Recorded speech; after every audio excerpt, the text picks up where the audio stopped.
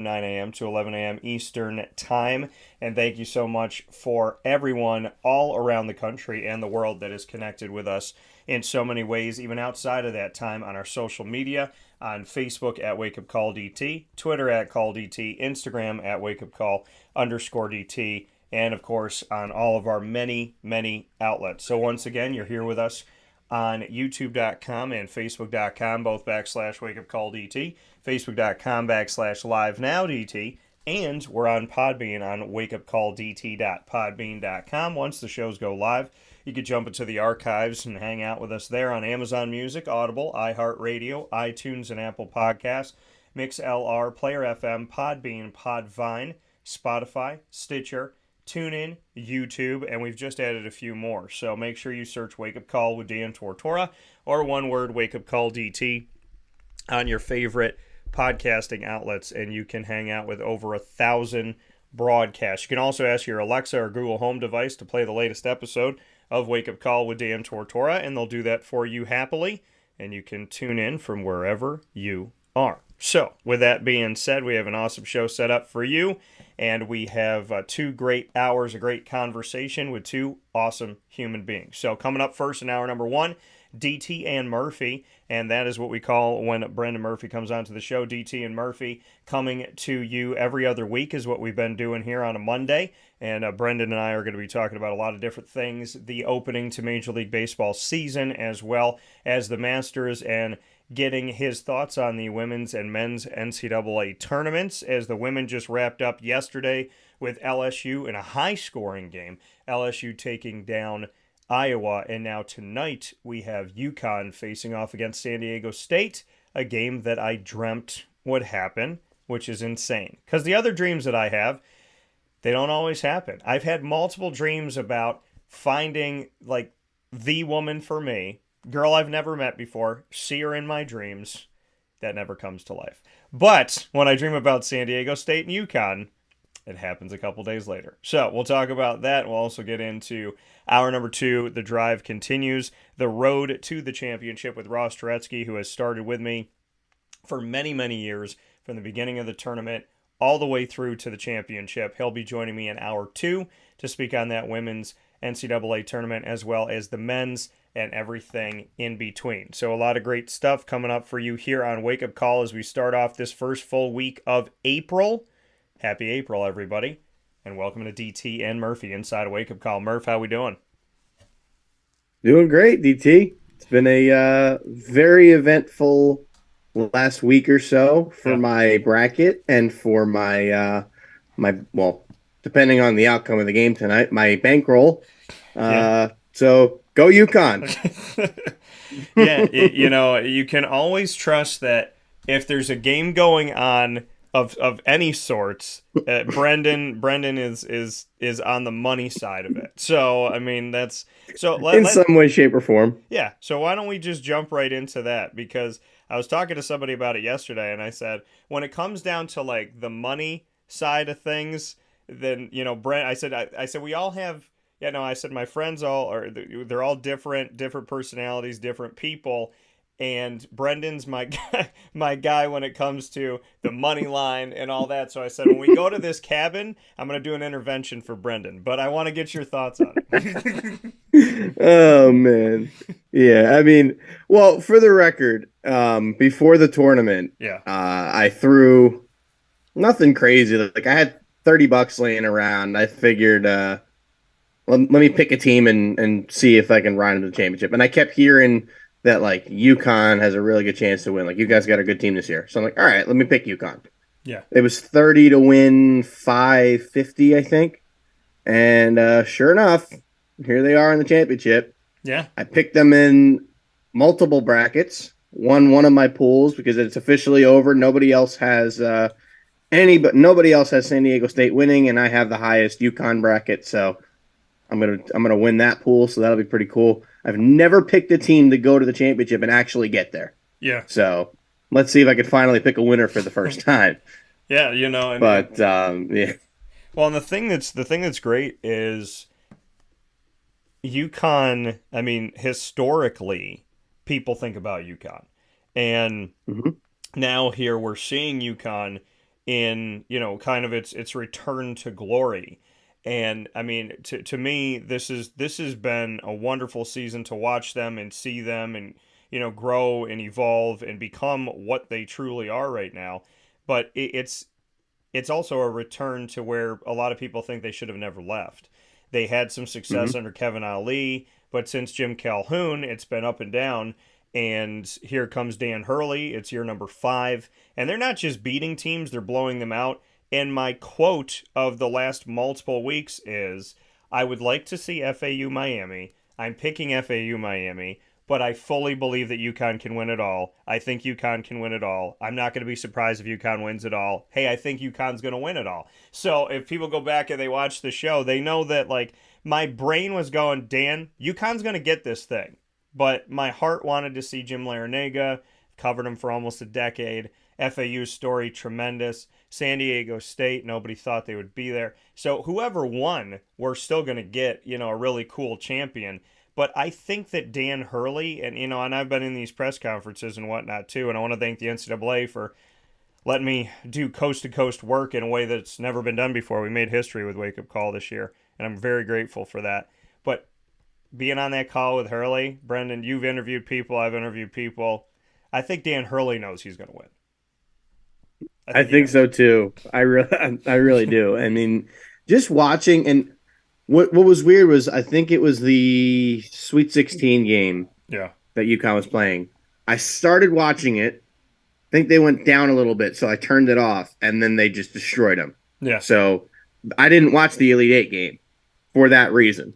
I'm a former baseball player. We all have some sort of little superstitions that we deal with. Yeah. But for the Final Four, I was literally sitting in this chair. MLB The Show came out last week, so I've been kind of playing that a lot. And my PS5 and my thing is literally right next to the computer here. Yeah. So I had on the TV above me. I watched both games, the FAU San Diego State and then UConn Miami.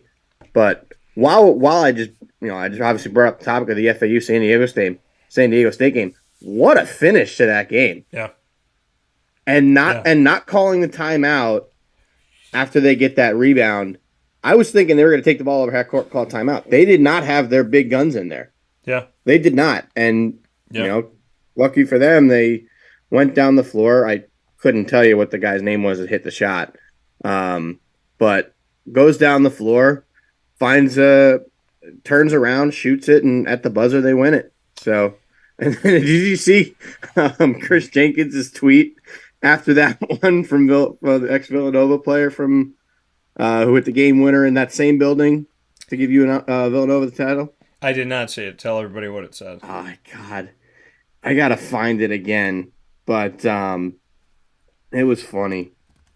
It had I think it was like only in that building or something like that. Hold on. Where is it? Come on, I gotta find this. Oh yeah, he goes. Yeah. Only in Houston. Yeah. Well, and the thing is, let's go back to Houston. So the last time the Final Four was in Houston was in 2016, and I believe, unless there was another in the middle. But I was there in 2016 with my dad. So my dad and I were there for that tournament, and that was actually the year that I picked Syracuse and North Carolina to be at the top of the ACC, and then they accounted for half the NCAA tournament. So when the Final Four. So I was there at those games, watching those games, and then I remember my dad, after Syracuse lost and North Carolina's playing Villanova, and I said, Pop, what do you want to do? So I think Bryce Johnson was at North Carolina at the time.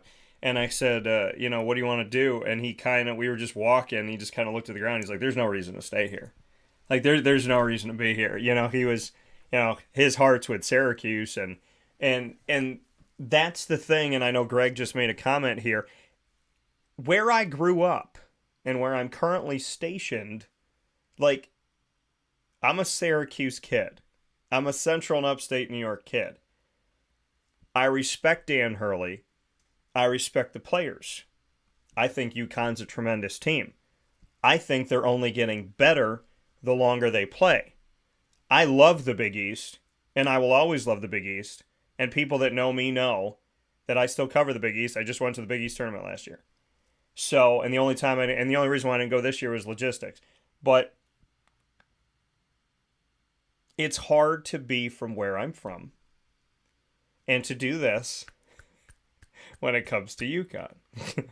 Because Syracuse, in my opinion, from when I was a child, their rivalries go as such. Georgetown, and this is to me, UConn is right underneath that. There's no like giant gap. It's Georgetown, UConn, Nova, and everybody else. The St. John's, the Seton Halls, whatever. Because growing up, St. John's used to give us games when I was a kid. And then the older I got, the worse St. John's got. But Seton Hall, they used to blow them out for the most part. Georgetown, bangers. UConn, bangers. Villanova, ugh, disgust. Just people hating on people. So it's very hard to do this. And I want to let people know something, Brendan. You don't even know this story. When I was in a wheelchair at Hollywood Studios in Disney when I had injured my knee, I was sitting in a wheelchair, and you're supposed to put your name on the back of your wheelchair so that they can bring it to you. So mine is supposed to say Tortora. The back of my wheelchair said, beat Nova. So, and I went around everywhere like that. So it's hard to do the claps for UConn. I respect Dan. I know you hated my text when I said that yesterday. I was like, you take that and throw that in the trash. But the thing is that, old rivalries they say old rivalries die hard. They don't die hard. They don't die. So I respect UConn. I love talking to Dan Hurley. I really do. I love that. And so like work-wise, I'm in it. Personally, I don't think you'll ever see me cheer for UConn. I can't. And I don't blame you. I can't. It'd be like me rooting for the Yankees. There's certain things that cannot be done. So what did Greg say? But you give it your best shot in picking against them. I didn't give it my best shot in picking against them. I had no desire to see them lose, Greg. I think we're losing the focus here. I like UConn players, coach, staff. I just can't. I can't even do it now. It's a silent clap. I can't even do it. I'll do it for you. No, don't do it. Go Huskies. Don't do it. Nobody heard it. And make me rich. No, I can't do it. There's no part of me that can make this happen. Oh my goodness. This is more of what happened when UConn advanced. That was more of my reaction. And I mean, my bracket was done. So, but everybody's bracket was done. And anybody that's telling me, I know that you said you would pick UConn in a few. I understand that. But anybody that picked all of these Final Four, God, no. I'm calling BS on that. I'm calling. There was somebody in my other pool though that had San Diego State and UConn in the Final Four. Okay, that was the only two they had, but that person's going to win the pool. You know what? And I'm happy for them, and I think that that's fantastic. But I think anybody that says that they have all four was lying. I don't think that that's true. 100%. So we get into these games, and like you said, you're not you're superstitious. I'm a little stitious, I guess, and just slightly stitious. I'm slightly stitious in certain places. So what I do is, like, if I'm watching a game and the game gets close or something happens or somebody like ties or takes the lead and I want the other team to win, and then I shut the game off. Like, this is what I did with Gonzaga. And so in one of their games when they were down like heavily, mightily, they were down by probably almost 20 points. I shut the game off, or I turn on another game because I was doing picture-in-picture. So I'm watching another game. I'm seeing up in the corner that I'm like, oh, they're down by 10 now. Oh, 7, 5. Oh, now it's a tie game. So I let it go, and then like once it was a tie game, I turned it back on. So I was waiting, not watching, for it to tick back. So I think everybody's a little bit stitious. And in some capacities, yeah. Yeah, so I want you to get into yours a little bit, because like you said, you're like, if I didn't watch the game, because I've done that before, if I didn't watch this Syracuse game and they won, then maybe I shouldn't watch this one. We've done things where, like, when my mom came into the room, they would lose because my mom would get super negative. So we would tell my mom she's not allowed to come into the room, because she would walk in, turn around, they'd be down by like 7. She'd look at the TV and she's like, down by 7, they're going to lose. and then we'd be down by 15. So there's like certain things you won't allow people to do, like don't speak, don't watch the game, don't sit in this room. Mm-hmm. I know a lot of superstitious people, so I would love for you to go a little bit deeper into maybe how you handle it. Like if the Mets are down and you're watching and you shut it off and they win, do you not watch the Mets for a week? Like what do we do? Oh God, no. Okay. No, that's not. So the last, other than that UConn game, the last one that I really was like that was when Team USA played, oh God, was it Columbia? Might have been Columbia in the WBC. And they're up for a while, and then I think Daniel Bard got absolutely clobbered. And then we're losing by like 3 or something like that. So I was out with some friends that night. We had the game on the TV at the house we were at. Yeah. So I'm like, all right, I can't watch this anymore. So I went over and I got away from the TV. And then, so I was not actively watching the game when Trey Turner hit that home run that he will probably be known for the rest of his life. Even though the U.S. did not win the WBC, that is still one of the most memorable home runs that anyone can remember. And I was not watching it. Okay. I turned to see it after it happened. Yeah. Because I had someone watching the game for me. Yeah. Telling me what happened. But I couldn't actively watch the game because every time I went over to watch the game, we would give up runs. Yeah. And I'm like, I got to stop this. But I did seriously think about showing up to Game 3 of the Padres series late last year because I got there in the third inning of Game 2 with DeGrom and we won. So Game 3, I went out to my buddy Anthony's and stayed out in Long Island that night. Yeah. I had to wake up early because he had to be out of the house early, so I got out of there pretty early. And I ended up going and playing one of the courses over at Bethpage. I've played the black course. That day I decided to play the red course. Yeah. So I played the red course, and I think what I did was I went straight to the stadium. I didn't go get food or nothing. I went straight to the stadium. Parked like at the back of the lot. Yeah. So that I can probably get out of there quick. Sure enough, I'm there right when the gates open. They lose the game, and I'm kind of I sat there for probably a good 20 minutes before I really moved, just demoralized. Yeah. Right, and then I ended up going outside. The SNY, like the post-game show, they were filming it outside the stadium. So I hung out. I was in the background on TV a few times. A lot of the people around me were like so excited to be on TV, like, oh my God, I'm right here. And I was kind of just sitting there, just kind of like chilling and whatever, just because like I've been on TV before. Yeah. I've actually been on TV before. So for me, it's not as, it's not as special as it was like when I was a kid. Like, oh my God, I'm going to be on TV. Like, this is so cool. Like, it wasn't as special anymore. So, I hung around until they were done. I got to meet and take a picture with Gary Cohen, who was like my idol when it came to broadcasting growing up. Yeah. He took pictures with everybody who wanted them. And you could tell, like, he wanted to get the hell out of there and go home. Yeah. But he genuinely was willing to take pictures with everybody. And that was like awesome. But then you had like Jerry Blevins and Todd Zeal, Gary Apple, all those guys were taking pictures with everybody, talking with everybody. I was wearing this, and you've probably seen me wear some of these jerseys before. I have this Pete Alonso jersey. Yeah. That I got from like the Chinese website, that DH Gate. Yeah. And Jerry Blevins flat out, actually, or it might have been Todd Zeal. I think Todd Zeal says to me, dude, that jersey's sweet. Like, is that like a team issue jersey? In my head, I'm like, yeah, sure it is. Definitely. Yeah. And I'm like, hey, if these ex-players think these things are real, like, that's a pretty damn good jersey.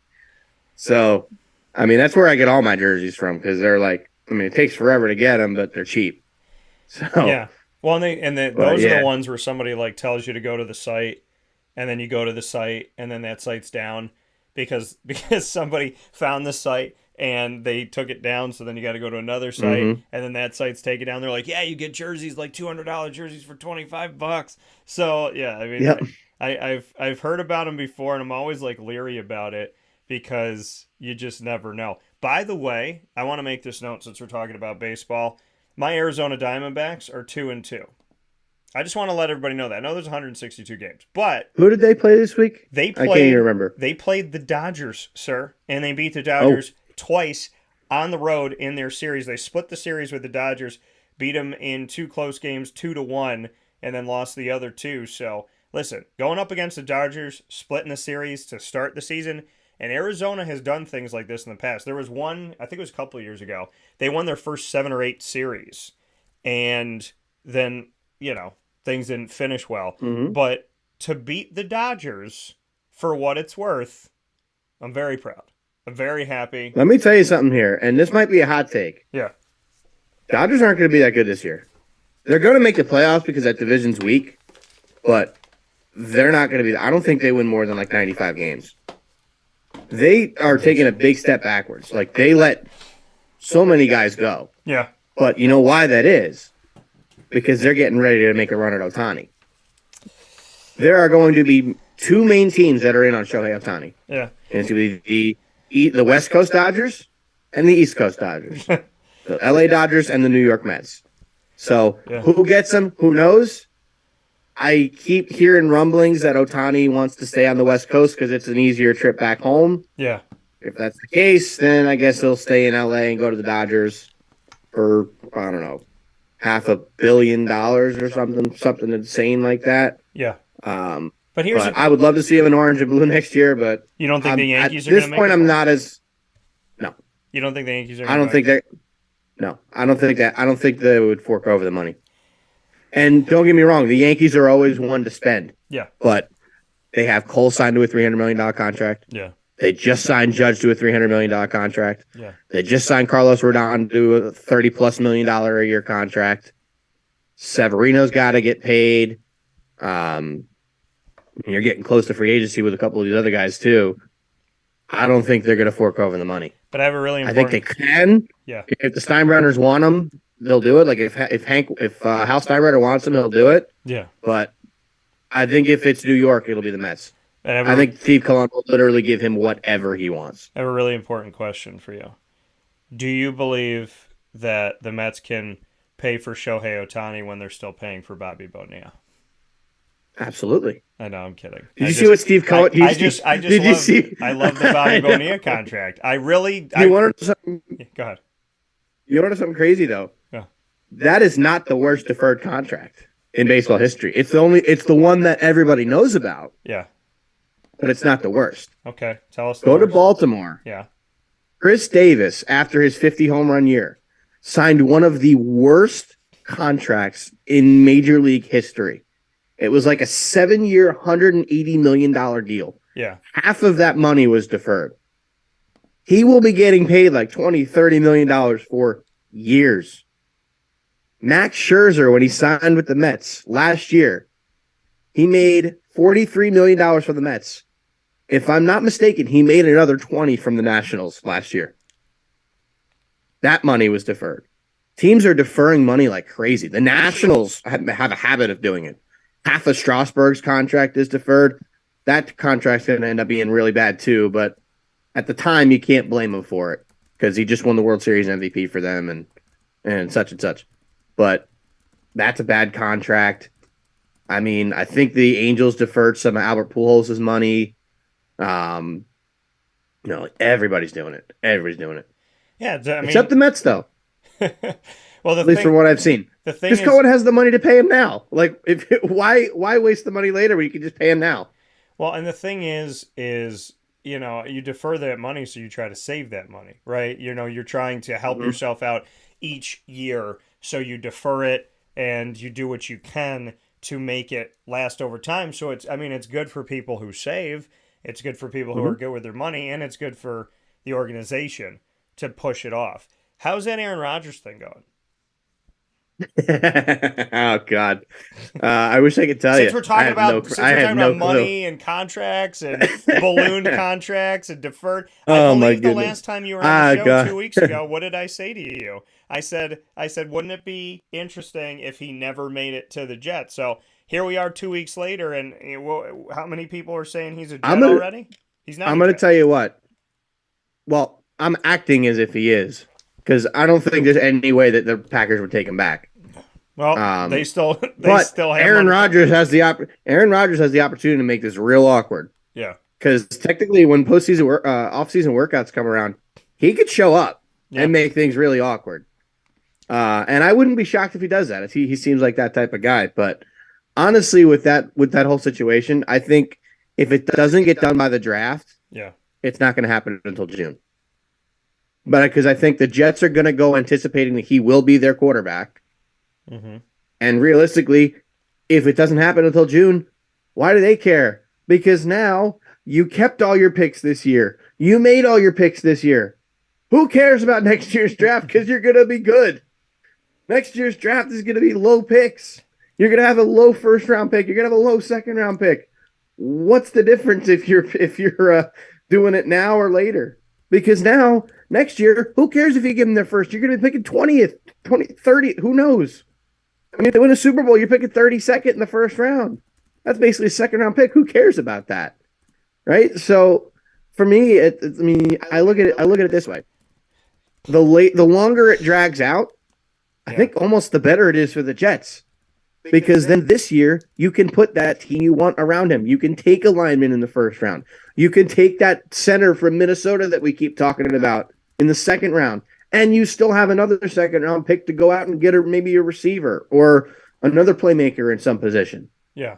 They could still build a really good team by waiting on draft picks until next year.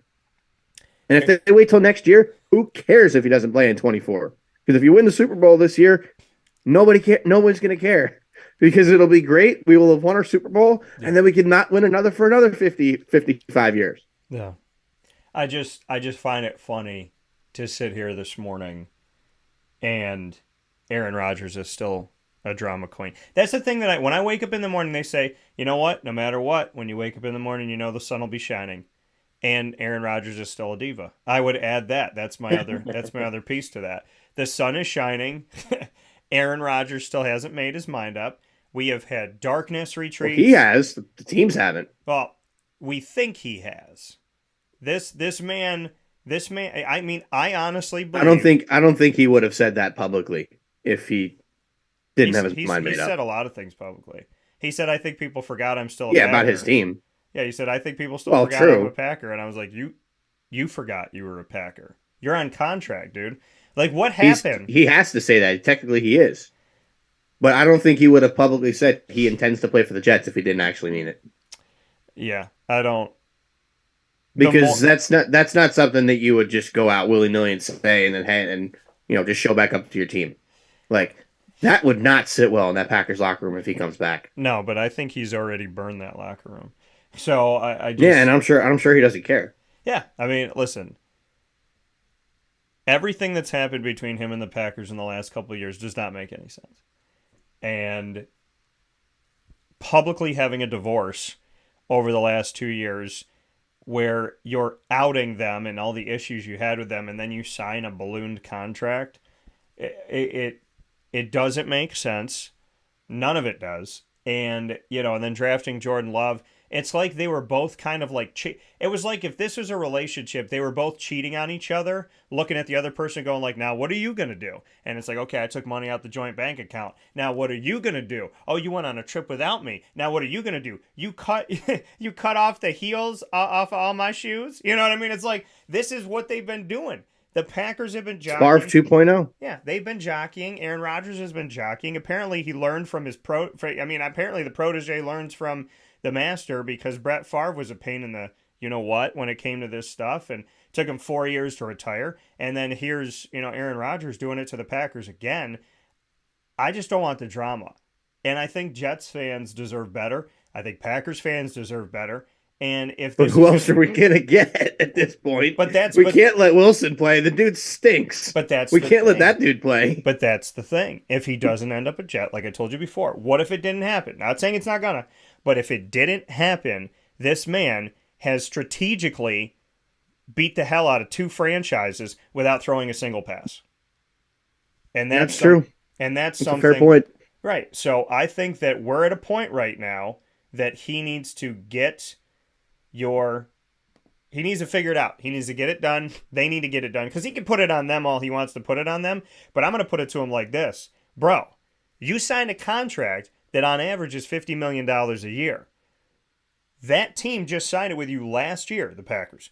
So the Jets might be sitting here going, yeah, we'll take Aaron Rodgers, but damn, I don't want to take this contract. I mean, he doesn't realize he's not asking somebody to shift $3 million or shift $20 million or shift $10 million. He's asking them to shift a contract that's on an escalating scale that's going to go past $50 million. So in order for the Jets to take that, you got to figure out with the Packers, how are we going to break this up? What are we going to do with it? Can you take a hit to your cap, please? Because we don't want all this money. Because they know, the Jets understand something. They drafted some phenoms last year, and they're going to have to pay them in a couple of years. So if you're if you're the GM of the Jets, you're going, yeah, Aaron Rodgers would be beautiful.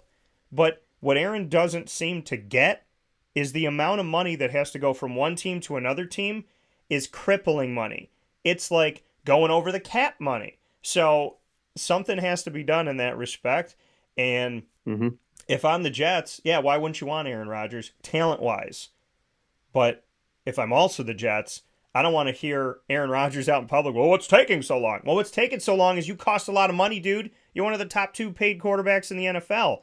We're not talking about, Charms Blow Pops and $12 bill. We're not talking about that stuff. It's not $12 in a Charms Blow Pop. It's not like, whatever. So I think that he, again, needs to stop making this, everybody else's fault but his fault. He signed a giant contract, and I don't know any team in the NFL that would want to take all that money, especially your Jets, who are trying to build a franchise with youth that could win for years. When you're doing that, and then you want to win right now, those two things conflict. Because if you're building to win for years, you're doing something else with your cap. And if you're going to get Aaron Rodgers to win right now, that's a totally different road. And if you're trying to blend those roads, you have to make everybody happy. And that's a hard thing to do when somebody costs what he costs. That's true. And I really think it is just a matter of winning right now. But realistically, the guy who wants Rodgers is the guy who will get Rodgers. And that's Woody Johnson. I guarantee you that Joe Douglas and Robert Saleh were against it. And I'm sure they're not against Aaron Rodgers, like taking in Aaron Rodgers as a quarterback, because he's a phenomenal player. He's, I would still say, the most talented quarterback to ever play the position. Yes, more talented than Brady, but not the GOAT. I'm going to make that clear right now, just so that nobody thinks I'm saying that Aaron Rodgers is the GOAT, because he's not. He's just the most talented player to ever play the position. But when you look at it this way, Woody Johnson is the one who's going to make the decision. Woody Johnson wants Aaron Rodgers. Woody Johnson is going to get Aaron Rodgers. It's just a matter of what it's going to cost draft pick wise. And that's really the holdup at this point. Because the longer this takes, like I said, the longer this takes, if it goes past this year's draft, the Jets can wait all day. Because I think what they're going to do, and this would be smart, take a quarterback in the middle rounds. Go get Stetson Bennett. Go get Hendon Hooker. If they fall to round 4 or round 5, go get one of those guys who were good in college that might be able to step in and be a decent quarterback right away if for some reason Aaron Rodgers doesn't work out.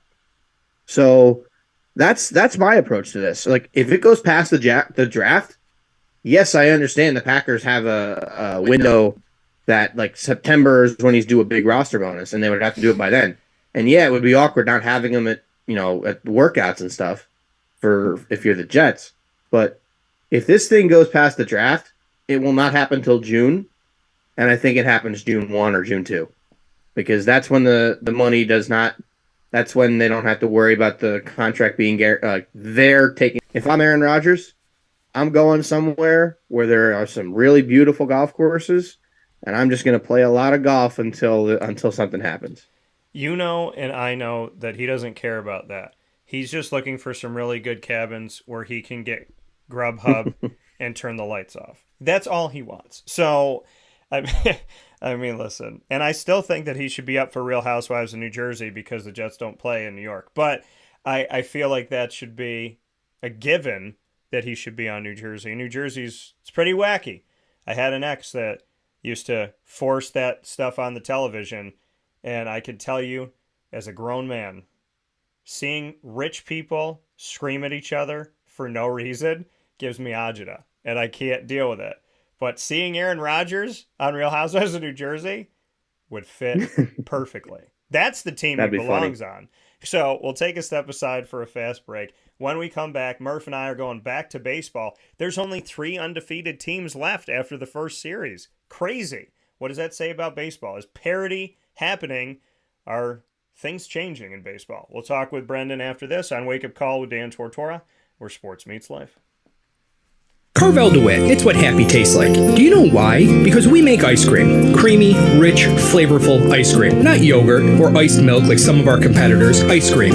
Fresh, by hand, daily. For the calorie conscious, we have something new for you. Our new Carvelite. Same great flavor, creaminess, and texture of our regular ice cream with only 35 calories an ounce. So whether you want an ice cream cake, flying saucer, dasher, carvalanche, hard or soft ice cream, we will satisfy your craving with our fresh, handmade regular or new Carvelite ice cream. Carvel DeWitt. It's what happy tastes like.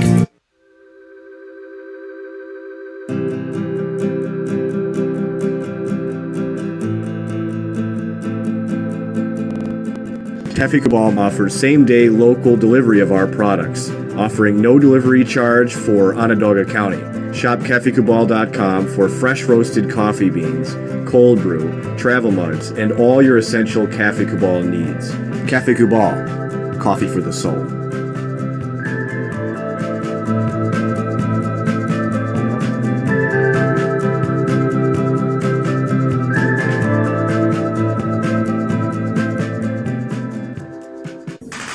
The Wildcat Sports Pub in Camillus, New York is located on 3680 Milton Avenue in the Home Depot Plaza. It is your family-friendly sports bar and restaurant. Folks, some sports bars aren't family-friendly. Some family-friendly restaurants are not sports bars. The Wildcat Sports Pub in Camillus, New York is proud to be both.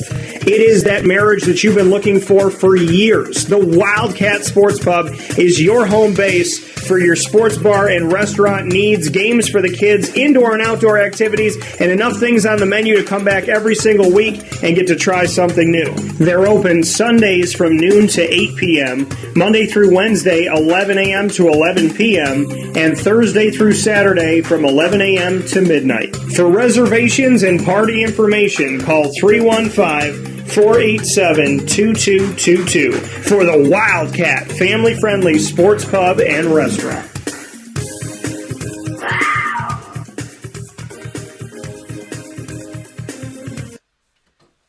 Welcome back here to Wake Up Call with Dan Tortora inside of the Cafe Kubal studios, hanging out with you where sports meets life, and we are here with DT and Murphy happening every other week to start off your week on a Monday. Brendan Murphy and myself, Dan Tortora, speaking with you on baseball as well as jumping into a little bit of football there with Aaron Rodgers talk, and we will finish off with the NCAA tournaments and a little bit of a note on the Masters. But before we do that, Brendan, before the break, I made the comment that there's only a few undefeated teams left in baseball after these opening series. We have the Tampa Bay Rays are 3-0, the Minnesota Twins are 3-0, the Texas Rangers are 3-0. So each of the AL divisions has an undefeated team. There's nobody in the National League that is undefeated as we are here this morning. So what is it saying about baseball? Is there parity? Are there changes? What are your thoughts? Well, I do want to give one thought, and we talked about it. I don't remember if it was the last time I was on or maybe 2 times ago. Okay. With the pitch clock. It's working. Yeah. Clearly. The Mets played a game on, what was it? I think it was Friday's game. Now, it started off where it was a little bit of a slow start. Like they had a challenge at first, and first of all, the challenges that the Mets have lost to start the season have been terrible. Something's going on in the replay center where they are just not making good calls. But anyway, that game, a full 9-inning game, was 2 hours and 9 minutes. Yeah. 2 hours and 9 minutes. Now, obviously, I came on this program and said that I absolutely hate the pitch clock. And I also said the concept of it makes sense. Yeah. To shorten games and to make sure that Guys are like actually not taking 10 years in the batter's box. But I don't like the phantom strike and the phantom ball calls. Yeah. I still don't like that part. Yeah. But clearly, as guys have gotten used to it, it's not really happening as much. And I think the umpires are still getting used to it because there was an incorrect call in, I think it was maybe Saturday's game, where P. Alonso kind of took forever to get back to first base during Jeff McNeil's at bat after a foul ball. And McNeil had a strike called on him, which the umpires ended up after the game saying that was an incorrect call. Didn't matter in the end because McNeil got a hit and drove in a run. But still, I think everybody's still getting used to it. Yeah. The concept itself is working. So clearly, that's a big thing. Now, as for the bigger bases, there have been a lot more steals. Last year on opening day, there were 5 stolen bases across every single game. This year, 23. 23 stolen bases compared to 5 last year. I believe I saw that was the most in the game since like the 70s, which were stolen bases were at the peak. Yeah. So, So overall, that's been fun to watch. You said there's no teams in the National League that are undefeated, but you know who has the best record? The Mets. Those guys. You better believe it. 3-1. 3-1. Now, luckily, Texas, who's 3-0, beat down on the reigning National League champions. So, for the record, Phillies, and I hope every Phillies fan out there hears this. Did you get to the World Series last year? Yes. Did you deserve to get to the World Series last year? Absolutely. You were the hottest team in baseball at the time. You more than deserved it. Are they going to get back this year? Was that for real? Absolutely not. Did they get better? Yes. They added Trey Turner, which is a game-changing piece. I think he's a dark horse candidate for an MVP. I don't even think he's a dark horse candidate. I think he can win the National League MVP. But bottom of the fact of the matter is the Phillies are just a third-place team in the National League East. They're good. Yes, they're going to make the playoffs. But unless they have a run like they did last year again, they're not going anywhere. Yeah. And it ultimately comes down to the fact that they are in a division with 2 juggernauts. I would argue right now the Mets and the Braves are the 2 best teams in the National League. And that is what I had said going into it, where I don't think the Dodgers are going to be as good this year. I think the Mets and the Braves are going to be fighting for that number 1 spot. And the other team's going to be hosting the wild card series. I don't know who's going to win the division yet, but it's going to be one of the 2. And then the Phillies are going to probably play in the wild card series. Could they make some noise? Sure. They got a great pitching staff. I mean, between Wheeler and Nola and Ranger Suarez came on a little bit at the end of last year. They got a much improved bullpen compared to last year. They definitely got better. But the problem is they're battling 2 teams that just won over 100 games. So they're still the 3rd best team in that division. Does that mean they can't go back to the World Series? No, they definitely can. But bottom line, my take on at least with the Phillies, they're just a 3rd place team. They're going to be a playoff team. I mean, they're going to be 3 NL East teams in the playoffs again, but they're just not as good. Especially because they hammered Jacob deGrom and then blew the lead. And then were the first team that had to have a position player pitch in a game on Sunday. So, safe to say, the Texas Rangers look pretty good to start the year, even though deGrom got shelled in his first start. The Twins played the Royals, so I don't really think that's much of a statement about who the Twins are. I think it's just more indicative of how poor a team the Royals are. And then Tampa Bay played the Tigers. Again, not a good baseball team. So I don't really think that says much about those 2 teams. But Texas, I think it says a lot about. I think with the Texas Rangers, it says a lot about their team, their lineup, and their pitching staff. So they were able to hammer the Phillies pitching. Wheeler got shelled. Nola got hit hard on opening day. Did Ranger Suarez? I don't know if Ranger Suarez pitched the 3rd game of their season. Let me see. Bailey Falter pitched the 3rd game. Half you might be asking, who the heck is that guy? But He was a decent. I think he was a decent prospect for a while, but didn't help that they lost Andrew Painter to Tommy John surgery right before the season, and he was probably going to be up making a difference for them early on. But overall, just looking at who beat who. I mean, the teams that you would expect to be good have been good. Padres, Dodgers are at the top of the NL West. Both went 2-2 this weekend. Arizona, Colorado are right there with the Dodgers. They just played the Padres and the Dodgers, so that everybody's even there. St. Louis, Cincinnati, Milwaukee at the top of the division in the NL Central. Cincinnati may be a little bit of a surprise, but yeah. St. Louis, Milwaukee, not really. AL West, Angels went 2-1, but they played Oakland, so that wasn't exactly a big surprise. Cleveland was 3-1. I believe they played Seattle. Yep, they did. They beat Seattle 3 out of 4. So that was a good series win for them. Houston at 2-2. They had to play the White Sox, who I think are going to be an underrated team this year. So that was a pretty good one. But the Yankees took 2 out of 3 for the Giants. All I could say about them, Judge is the real deal. Yeah, he is. And the thing is, I mean, first at bat, when you come up in the season and you bang a home run. I mean, especially after signing that contract in the season he had last year. Right. So you're taking off from where you were last year.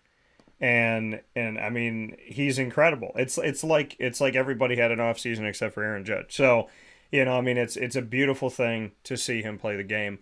I have a soft spot for the Mets, and I have a soft spot for the Yankees. My grandfather, my dad with the Yankees, Ross with the Yankees, and then, you with the Mets, as well as the Mets are here. The AAA team is right here in my backyard. So I do have a soft spot. I love to watch them play. And, of course, I got my Diamondbacks, and I'm taking the over on 74.5 wins this year. I'm going to take the over. So, I like that. Yeah, I'm going to take the over on that. I do believe that they could do some shock and awe this year. And I'm going to watch. I'll check in. I'll give people some thoughts as we go. But I think they're a little bit better than that forgotten team on the West Coast.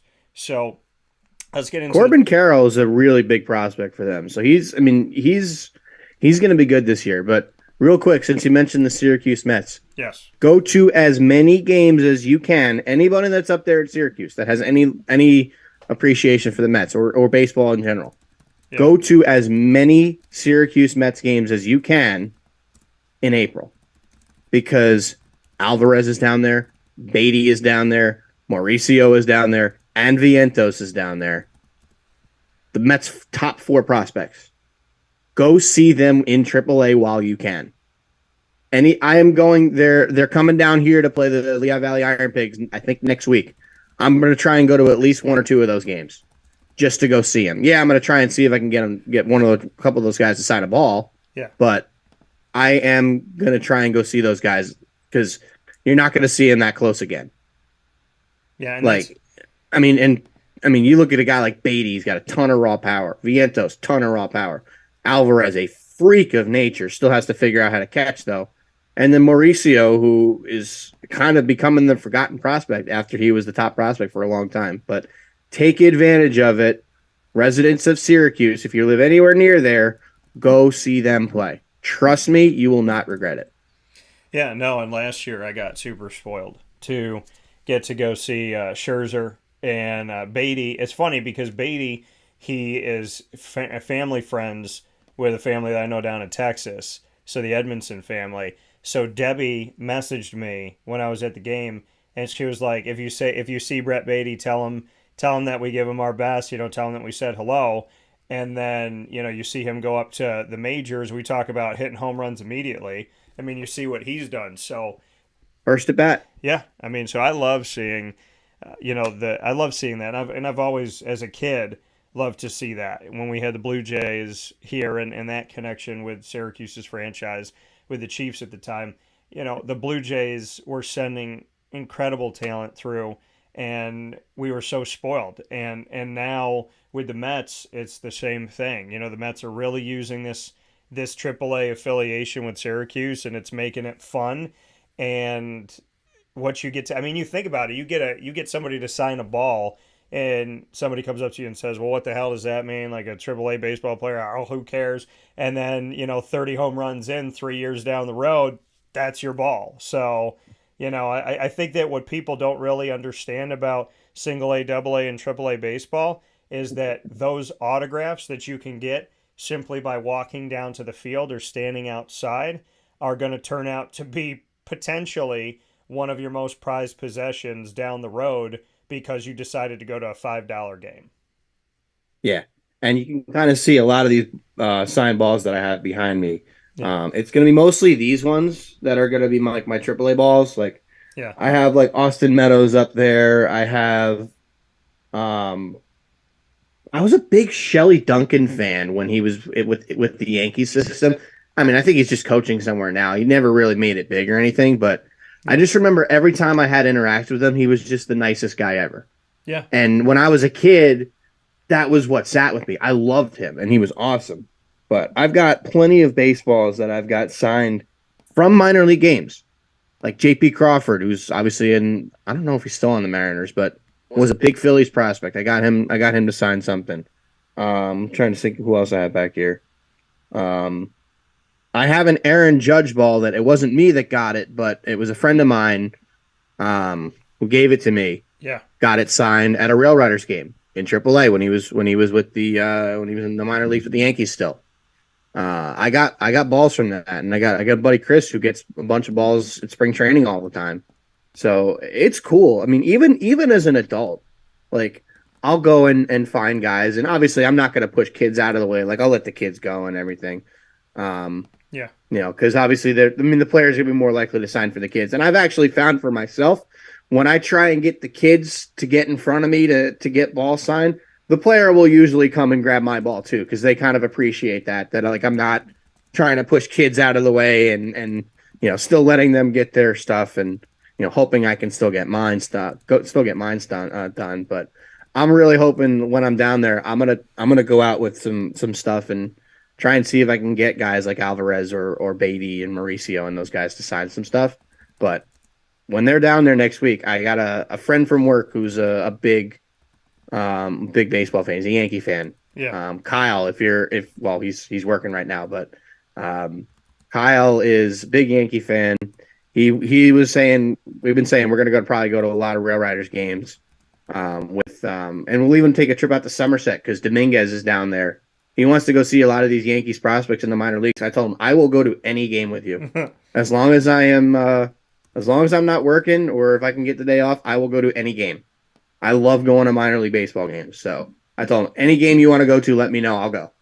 So whether it's up to Scranton, going across the street to Coca-Cola Park from where I work, I can literally be there in probably 5 minutes from where I work. Yeah, and it's great. But minor league baseball is a really fun thing. I was actually having this conversation with my mom the other day that I would make the argument that minor league baseball games, the atmosphere as a whole, other than like a playoff major league game, is more fun than a major league game. It really is. And anybody who's been to a minor league game that's a baseball fan could probably say the same thing. Yeah, I mean, and I think with the Syracuse Mets and the stadium that we have, it looks like a Major League Baseball stadium. It feels like a Major League Baseball stadium. I mean, obviously, more seats would make it as such, but it is a beautiful, like, genuinely awesome. I just remember sitting there, and it's like it's a nice night outside, and everything's like, the lights are shining bright, and everything looks good, and it's pristine and shining out there. I remember I took a picture, and I said to myself, this looks like I'm at a Major League stadium, and this is literally down the road from where I grew up. I mean, I could roll down the hill and be there. So I do think people should take advantage of going to your single A, double A, triple A games, get your autographs, shake hands with these players. You never know who they're going to be. I went to a Manatees game, who's the farm team for the Florida Marlins at the time, and now the Miami Marlins and whatever. But I went down to that game, and we thought there was going to be a Marlins game. We messed up the schedule, and they said no, but we have the Manatees playing in a little bit. Went to the Manatees game, and I have a baseball signed by like 13 different players.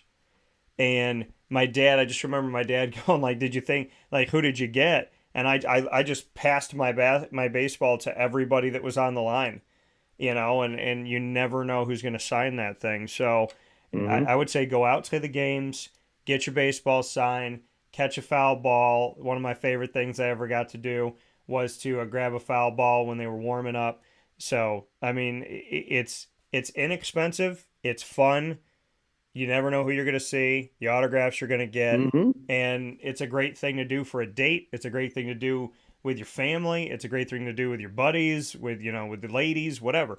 So, I mean, in all honesty, it's different in an awesome way. There's a ton of games, and you really get to enjoy being outside, too, when the weather gets nicer. So, I mean, can you beat going to a baseball game like that when you're not paying $1 million having to hop on a plane? No. Yeah. So if you got one in your backyard like we do in Syracuse, I shouldn't have to tell you to go, but you should go. And I can say this past season a lot of people went, and I was really excited to see that the fans wanted to be there. Yeah. Honestly, it really is. And I think having their AAA team up in New York now, rather than when the Mets were out in Vegas or New Orleans, where we didn't get to see them. Being even Norfolk when they were in Norfolk Norfolk, Virginia back in the day. Even that was more realistic. I mean, that's what made David Wright a Mets fan. I mean, from going to Norfolk Tides games. But being in Syracuse, in New York, first of all, you're closer to New York. Yeah. So if you need guys, it's a 3-hour car ride away. Or a quick plane flight, you've got Mets fans that are up there, right? I'm sure upstate New York, you've got Red Sox fans, you've got Mets fans, you got Yankee fans. Yeah. So having one of the teams up there is big, which is why Scranton makes a lot of sense for the Yankees up here, which is why Lehigh Valley makes a ton of sense for the Phillies. Yeah. I think Pawtucket is in Rhode Island, so for the Red Sox that makes perfect sense. Being right there, right in your market. I don't know why more teams don't have their AAA teams somewhat close to their major league team. There's still teams that are playing across the country. Yeah, I think the Nationals affiliate is still Vegas. Well, and the Nationals affiliate used to be us, which made no sense. It did. And I said a million times over, get the Mets. We are an orange and blue city. They're an orange and blue team. You wouldn't have to sell it to anybody. And you're probably going to create a lot of new Mets fans who don't have a dog in the race. So, I mean, to me, it's like it makes perfect. So like you said, your Yankees, your Red Sox, your Mets, you put them all close. And I mean, it's just geographically, if you want people to come to your games, you got a better shot at Syracuse being a Mets than being the Blue Jays in a lot of respects, and being the Nationals. I mean, did I love the fact that the Syracuse Crunch AHL team used to be the farm team for the Anaheim Ducks for a season? Yeah, I loved it. Did it make any sense? No, but I'm a Duck fan. But to most people, it didn't make any sense. And you want to find that geographical connection there. This isn't collegiate athletics and realignment. So we should be smarter with it. But no, I think the move to become the Syracuse Mets probably saved a lot of things in Syracuse, and I don't think it'll ever change. I mean, I think that. And the great thing is the Mets bought the franchise. Yeah. So they literally will stay there probably forever. Like the ones that you see that change all the time, the teams don't own those respective minor league teams. Like the Mets own the Syracuse Mets. Yeah. The Yankees own the Scranton Wilkes-Barre Rail Riders. The Phillies own the Lehigh Valley Iron Pigs. Those will not change anytime soon. I'm pretty sure the Red Sox own the Pawtucket. I think just the Pawtucket Red Sox. Gwinnett Braves in Georgia. Yeah. They own that route. They own that affiliation. So I think it's making a lot more sense for teams to buy the rights to the affiliated teams. Yeah. So that you don't have to keep changing and so that you can keep the teams close. And like you said, it makes perfect sense. Yeah, and it takes non-baseball fans and they buy a hat for the Syracuse Mets. Mm-hmm. Now they're watching the Mets. Now they're a Pete Alonso fan. Now they're paying attention. So, it's a cyclical thing that is common sense to me. And my Syracuse Mets hat's one of my favorite hats that I have, actually. So, with that being said, final note here on the Masters as we wrap up DT and Murphy in hour number 1, going a little bit in here to hour number 2 of Wake Up Call to start off the first full week of April. Your thoughts on the Masters before we bid you adieu for this week, my good sir? Well, first of all, anybody who's not a golf fan, at least tune in a little bit just to see the golf course. Yeah. Augusta National Golf Club is arguably the most beautiful place to play or watch golf in the world. It is the most famous golf course. It is. I don't know if it's the most famous golf course in the world. It's either that or the old course at St. Andrews, but they're both very, very famous and very prestigious in their own right. But I've always heard like the stories of the players driving down Magnolia Lane up to the azaleas, coming into the Masters, and it's just incredible. But looking back at it, Scotty Scheffler comes in as the defending champion. He's been playing really well. He won the WM Phoenix Open. He was a semifinalist at the match play event. So he's coming in pretty hot. John Rahm was really hot to start the year. Had to withdraw from the players, I believe, with an illness. I haven't really seen him do much since then. I wouldn't be shocked if he's kind of just laying low and getting ready for the Masters. I could easily see him winning. I could easily see Scotty Scheffler defending his championship. Then you got the question of Rory. Every year it comes up for the Masters with trying to win the career Grand Slam with him. He's playing well. I mean, he got to the semifinals of the match play again, and he's been having so many problems with the driver this year. And Rory's big advantage is his length off the tee. His driver is one of the most intimidating weapons on the PGA Tour. So for him, if his driver's not right, he's going to struggle, and you've seen it. But he recently cut the driver down to 44 inches.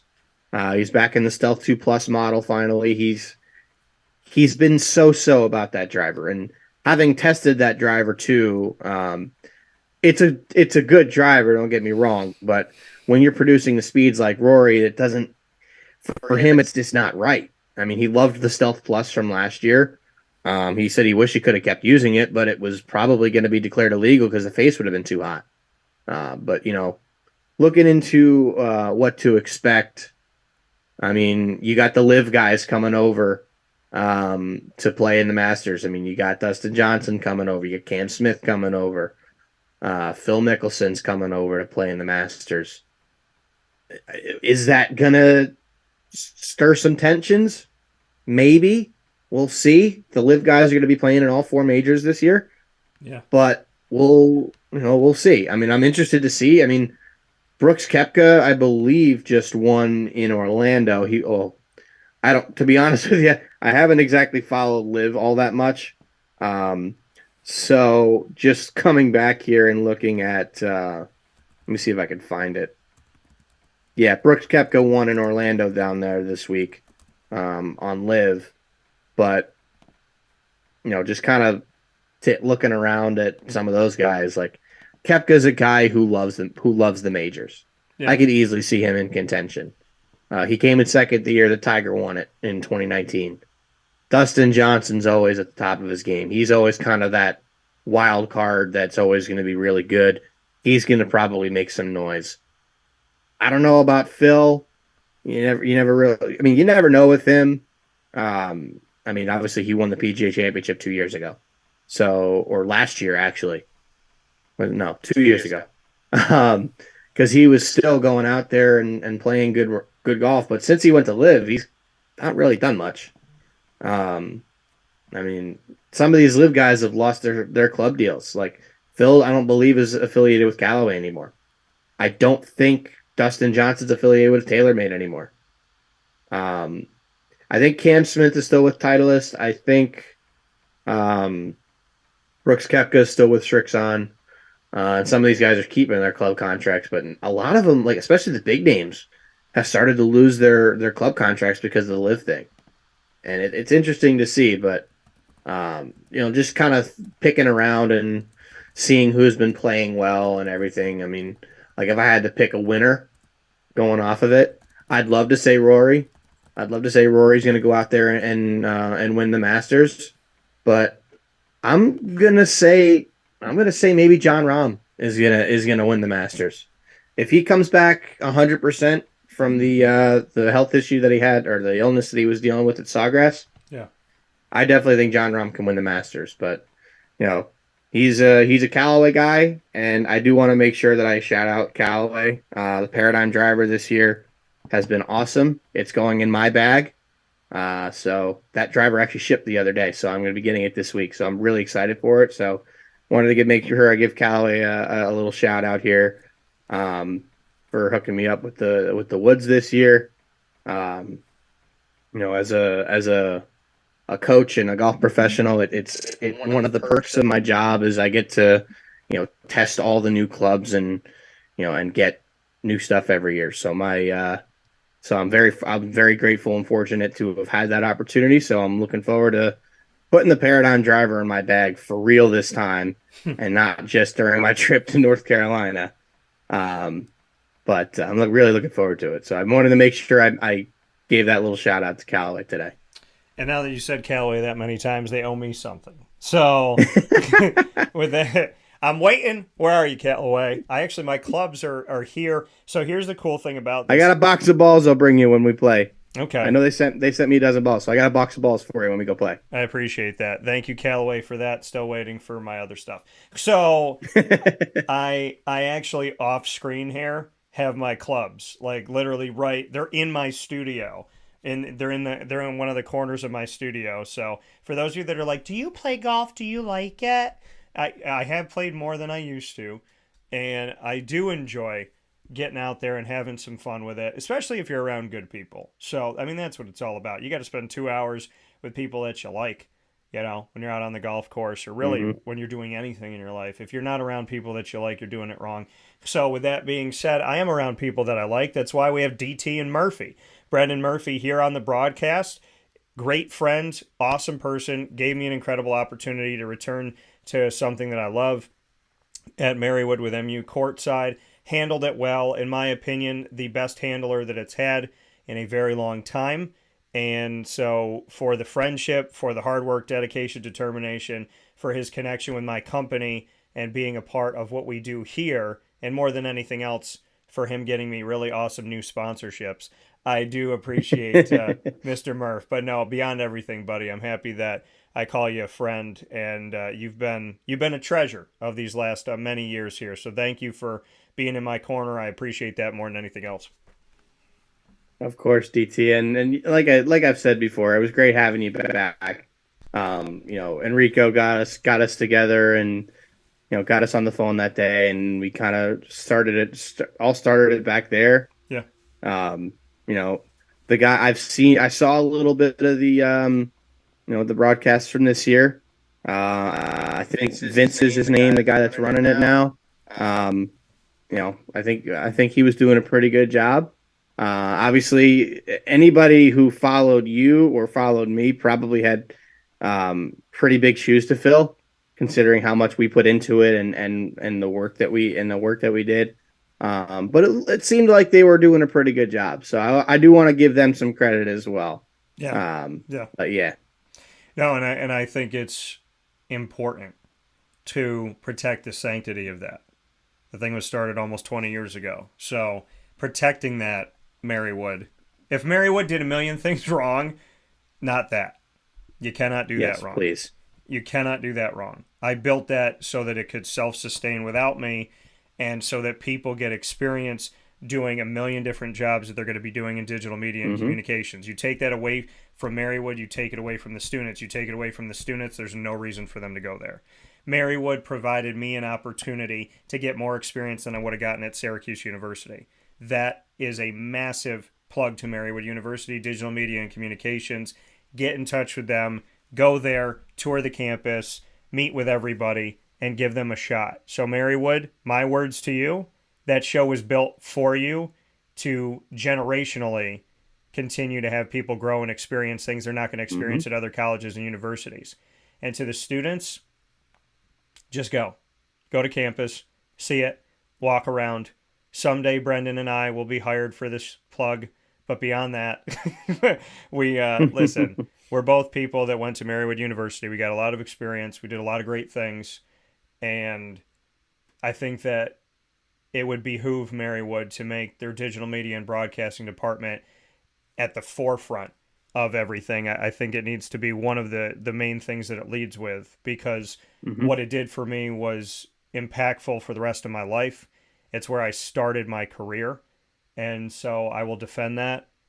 And, MU Courtside was built to last forever. And with the right people, it will. So let's make sure we have everything working in the right direction, because there's no better experience. And you could talk to people going to D1 schools all over the country. They don't get to do their games. D2, a lot of them don't get to do their games. D3, you get to do those NCAA games and get experience and put yourself on the map. You're not in college hearing about it, thinking about it, going to get coffee for people and internships. If you go to Marywood University, you are every single day being treated as a professional if you're willing to take up the baton. Brendan did it. I did it. Joe Forgione did it. Brian Johnson did it. There's a lot of great people that took up the baton, and we are where we are because of it. We do what we do because of it, and we're still passionate about it. So I think Marywood is not spoken about enough for the incredible talent that's come through digital media and broadcasting and communication arts in general. I know that's a very long message, but Marywood deserves to be the spotlight, because you and I wouldn't have met if not for it. And I don't know if any other college or university provides an open door policy of experience like they do. And I love them for that. No, you're right. I really do. You're absolutely right. I mean, it's literally the reason that I went there. Like, first of all, if I haven't told you this story before, it really is a good one. And I know you gotta get back in for Ross here, but I'll make this quick. When I first got there it was Admitted Students Day, or it was an open house that they did like an instant application and acceptance or whatever. I did not want to go. I genuinely did not want to go. I was set on going to East Stroudsburg University. I was not going to play baseball, but I was going to be in their comm department. Yeah. And I'm glad I went, because my parents literally dragged me to the school. Yeah. And getting to see because I went just before they finished the new Learning Commons and the new television studio. So when I saw that, I'm like, wow, this is really cool. And like, you can step in and do this day one. Yeah. And they told me about MU Courtside, all of our basketball games. Wow, like, I could step in and do this day one. No one's doing this right now. Yeah. Like, that was the reason I went there. Like, could I have looked at going to Syracuse, which is literally the number one school in the country for broadcasting and for journalism? Sure, absolutely. Could I have gone to Oklahoma State, who has a great program in their own right? Sure. Seton Hall as well. Same thing. But I wanted to stay relatively local, so obviously those schools were not fitting the criteria. And Marywood, looking at like the whole thing, you're like, man, you could step in right away and do, like you said, NCAA games.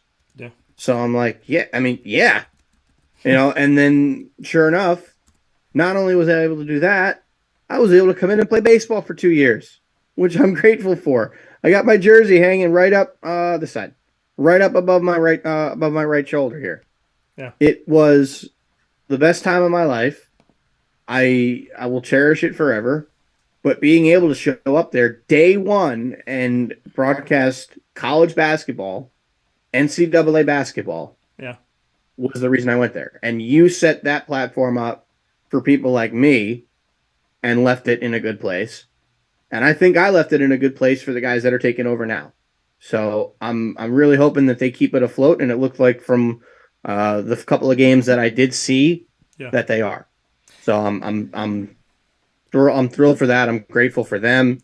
And hopefully we can maybe get the coaches to get us in touch with them, and we'll talk with them one day and kind of tell them a little bit about how we got into it. Yeah, and I would love that. I would love that opportunity. Really, what it comes down to is just good people. It's not just talent. I've met a lot of talented people that are not the nicest of people. It's about finding good people who happen to be talented too, and leaving things in the right place. When I took over, they said we're going to do the women's games and the men's games, and so I want to look into the screen clearly when I say this, because there was a time when I went to Marywood and there was a women's game starting in 10 minutes, 15 minutes, and I said, "What are y'all doing? What, like, there's no setup. What's going on?" They said, "Oh yeah, we don't really do the women's games anymore. We kind of, sometimes, but we do the men's game. We kind of just set up and don't do the women and wait." And I remember standing there saying, when I was here, I said I'm doing both or I'm doing none. So we do the women's games. We were doing women's games before it became nationally important to do it. Before the last few years of this movement of why aren't women getting publicity, we were doing it almost 2 decades ago at Marywood University. So clarity, folks, you do both. Most of the games are double headers. If you don't do the women's game at 5 o'clock and you do the men's game at 7 o'clock, it is a giant slap in the face, and it is a massive disrespect. So what I built in 2003 was men's and women's. What I want in 2023 is men's and women's, because Jen Carlton has done a great job. Gabby Holko before that, Tara Machako before that. So cover them both. You get a lot more practicum hours if you're looking at it from that respect. But I want to be clear that women's basketball was in my spotlight at the center in 2003 when I got to Marywood University. And I expect no less than to cover both of them, because it's basketball. It's not women's basketball, men's basketball. It's basketball. And as I told people yesterday watching the game, please do not say that Iowa versus LSU was a good women's basketball game. It was a great basketball game, period. And anybody who's watched, I'll tell you what, I went and had a drink with my parents because I was going up to Camelback for an employee party. Yeah. I stopped into our usual spot, and they had the game on, and they had, I guess they were doing some sort of Manning cast type thing with Diana Taurasi and Sue Bird. I mean, we couldn't hear because the sound wasn't on or anything, but I do like that ESPN's starting to do those things. Yeah. Not that one's not personally one that I would watch, but there are plenty of people that would. But I'm looking at it, I'm like, because they had the Mets game on front and center, so obviously I'm watching that. Yeah. And I turn and look at one point, and I'm seeing it's like 49-37. I'm like, does that say second quarter? Yeah, it was a big scoring game. That's a high scoring game. Yeah. Like college games normally do not score that high. No. I'm like, damn, like we've seen men's even at halftime yet, and LSU's already got 50 points. Like we've literally seen men's championships, and when Florida played UCLA, there was men's championships that were ending in like both teams barely getting 90 together. And yesterday's game, I believe, was a total of 187 points scored for women's basketball. Yeah. Crazy. Men's or women's, it's still pretty darn impressive. But back to your point about the Marywood games, like the other thing about that is, like, if you're doing the men's game, why wouldn't you do the women's game? You're already there. Just come 2 hours earlier. Like I would never understand that, but I always knew from day one it was going to be both. And plus, as a broadcaster, you get more experience. You're doing double the amount of games. Yeah. So, I mean, I mean, it's a slightly different game, obviously, because the women's game's 4 quarters, the men's game's 2 halves. And the pace is obviously a little bit slower on the women's side than it is on the men's side. So in that respect, they are a little bit different. But they were a lot of fun to call. It was some of the most enjoyable times of my life. And, every day I kind of wish I can go back to it. But, I'm doing what I'm doing now as a golf professional and loving every minute of it. But there are plenty of days where I miss it. I really do. And my mom asked me that exact question yesterday. I'm like, yeah, there's plenty of days where I miss it, but I'm happy doing what I'm doing now. Getting to play golf getting to teach the game of golf for a living is a lot of fun. But I tell you what, if the opportunity presented itself, like if I got a call to go broadcast minor league baseball, you better believe I would take it. I would 100% go back to that. Well, and the other thing, too, that I always keep in the back of my head, 2 things really quick, DT and Murphy on Wake Up Call this morning, is number one, when I get those phone calls of, hey, Dan, you want to call this game? You want to call this baseball? I just got one recently of, what do you think about calling a baseball game maybe this season? And there was nothing set in stone, so I didn't call you. But when they say to me, hey, May 11th, we want you to call this game, I'm calling you. Because if I could do the game with somebody, I want to. And so that's one thing, is when I get those phone calls of who would you like to sit with you, I got a very tiny list of that stuff and some great people all connected to Marywood. So you're a part of that list. The second thing is, to those who don't know, Brendan signed on to work with Dan Tortora Broadcast Media a couple of years ago. And I dropped the ball in the sense of not having him on enough. DT and Murphy is here with us every other Monday. And as long as Brendan wants to do this, he has every other Monday. So you can tell mom and dad that, no, you may not be sitting on the sideline with the headset on at a game doing the commentating like you and I have done. But if I can bring you into that world every other week, that's the least that I can do to say thank you for being an incredible broadcaster, a better person, and somebody who took care of my kid. So, if for nothing else, DT and Murphy will have legs. It will live on. And you and I, because I get to be president and CEO of this company, you will always have a place to broadcast something. So I know it's not maybe sitting out there on the sideline every few days, but DT and Murphy is here for you, Brendan, to the world. I'm saying this, I didn't say this to him before, but if you want it, it's here because I am very pleased and happy and grateful to God that I get to wake up in the morning and do what I love. And if I can extend that out to people like you, I will. So you got DT and Murphy, and you have a place to broadcast and tell your ideas and share your stories too. I will never take that away from you. And I really do appreciate that. It's my lane still to keep my foot in the door. Obviously, because if something presents itself down the line 3, 4, 5 years from now, I will have been able to say, hey, I'm still in the business in some capacity through our shows. So I'll always be grateful for that, Dan. So I appreciate that a lot. Yeah. Well, when you find the good ones, which are hard to find, you hold on to them. Brendan Murphy, DT and Murphy, every other Monday coming to you. So we appreciate it. We get to talk about a lot of cool things, and we always talk about life. As you know, Wake Up Call is where sports meets life. So Murph, have a good time, have a good day, and I look forward to talking with you very soon.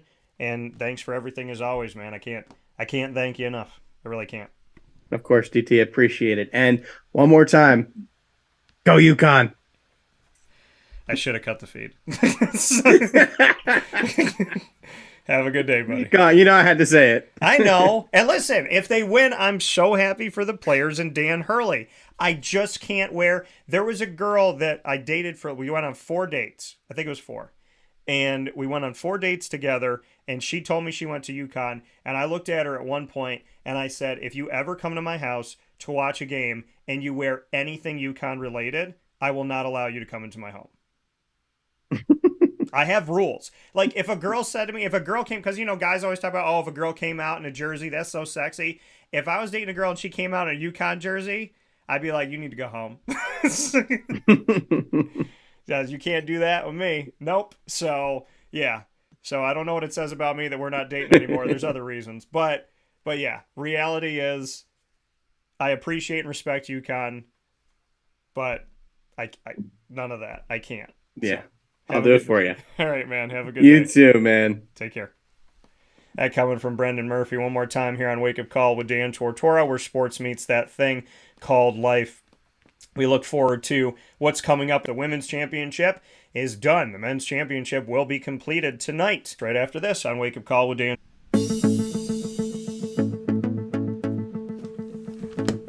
Avicoli's, located on the corner of Route 57 and Wetzel Road in Liverpool, New York, has been your trusted neighbor for decades. Located just steps from Liverpool High School, we're happy to have the Liverpool Warriors on-site, on-location broadcast at Avicoli's through Wake Up Call with Dan Tortora every single month, featuring student athletes, coaches, and administration throughout the year from Liverpool High School. Head out to Avicoli's today on the corner of Route 57 and Wetzel Road in Liverpool, New York, open Tuesday through Sunday for lunch, dinner, and drinks. We'd love to see you out there. And of course, you can call them at 315-622-5100 for takeout, delivery, and catering. That's 315-622-5100. And also find them on myavicolis.com. That's myavicollis.com.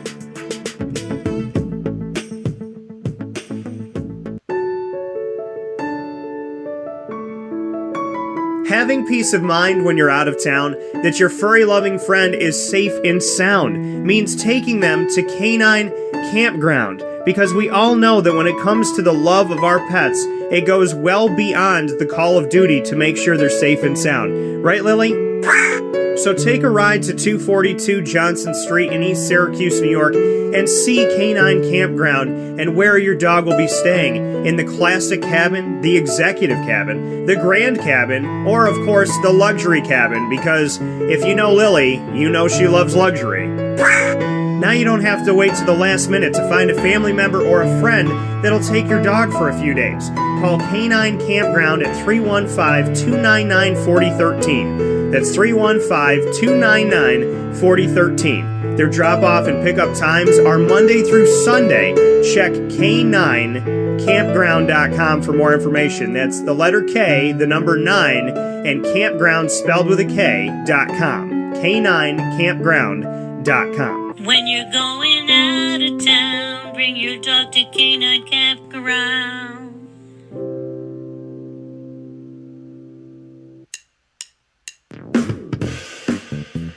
PB&J's Lunchbox, the food truck that you love finding all throughout Central and Upstate New York, now has a street-side cafe. So when you're craving their traditional favorites as well as their out-of-box amazing menu items, you can now head to 663 Old Liverpool Road in Liverpool, New York. Located just minutes from the highway, the Thruway, Destiny USA, and Onondaga Lake Parkway, PB&J's Lunchbox Street-Side Cafe is there for you Monday through Saturday from 9 a.m. to 7 p.m., serving breakfast, lunch, and dinner all throughout the day. Get breakfast for dinner, dinner for lunch, whatever you fancy, including their award-winning grilled peanut butter and jelly sandwich. Find them at 663 Old Liverpool Road in Liverpool, New York. PB&J's Lunchbox, where we love to know what's in your lunchbox.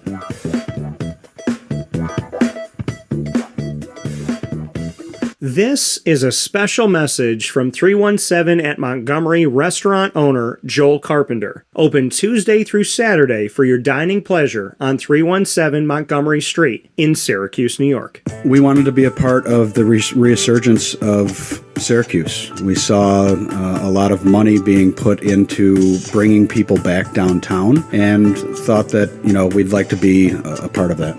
I love putting together a good dish where people see it first, they fall in love with it, and then it tastes just as good as it looks. We want to provide the best food in Syracuse that we possibly can, and we want you to leave here talking to your family, your friends about what you had to eat first and foremost, but also our service, and to walk out feeling like you're part of our family.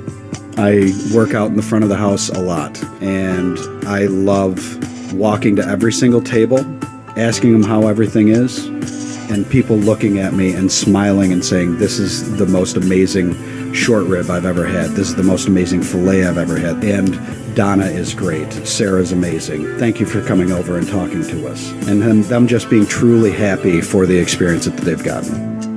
317 at Montgomery Restaurant, part of the fabric of downtown Syracuse, located on 317 Montgomery Street in Syracuse, New York, open Tuesday through Saturday for a unique and memorable dining experience.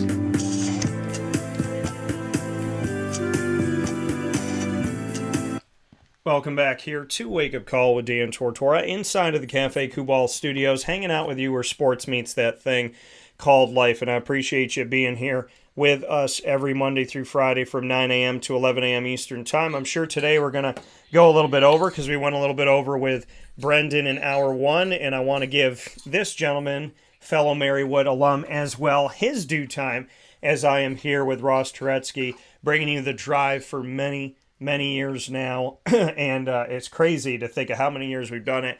The first time we did it, I was back here in Syracuse, and I remember what I was recording on, where I was recording. I still go back and remember those days. I remember the sun was shining. I think it was the middle of the day, and I remember recording it with him, and, you know, all of those moments to where we are today are really special. So the drive you've heard on the air, there's been a drive to this moment off the air that has been really special. There's no better person to do it with. Ross Turetsky, another person in digital media and communications, fantastic at it at Marywood University, a wonderful person. And when I said to Brendan, I have a short list of people that I like to work with, well, that list is very tiny, but it includes Joe Forgione, Ross Turetsky, Brendan Murphy, and I probably make a phone call to Brian Johnson because he did such a good job taking care of my baby as well with Wake Up Call, or with, MU Courtside.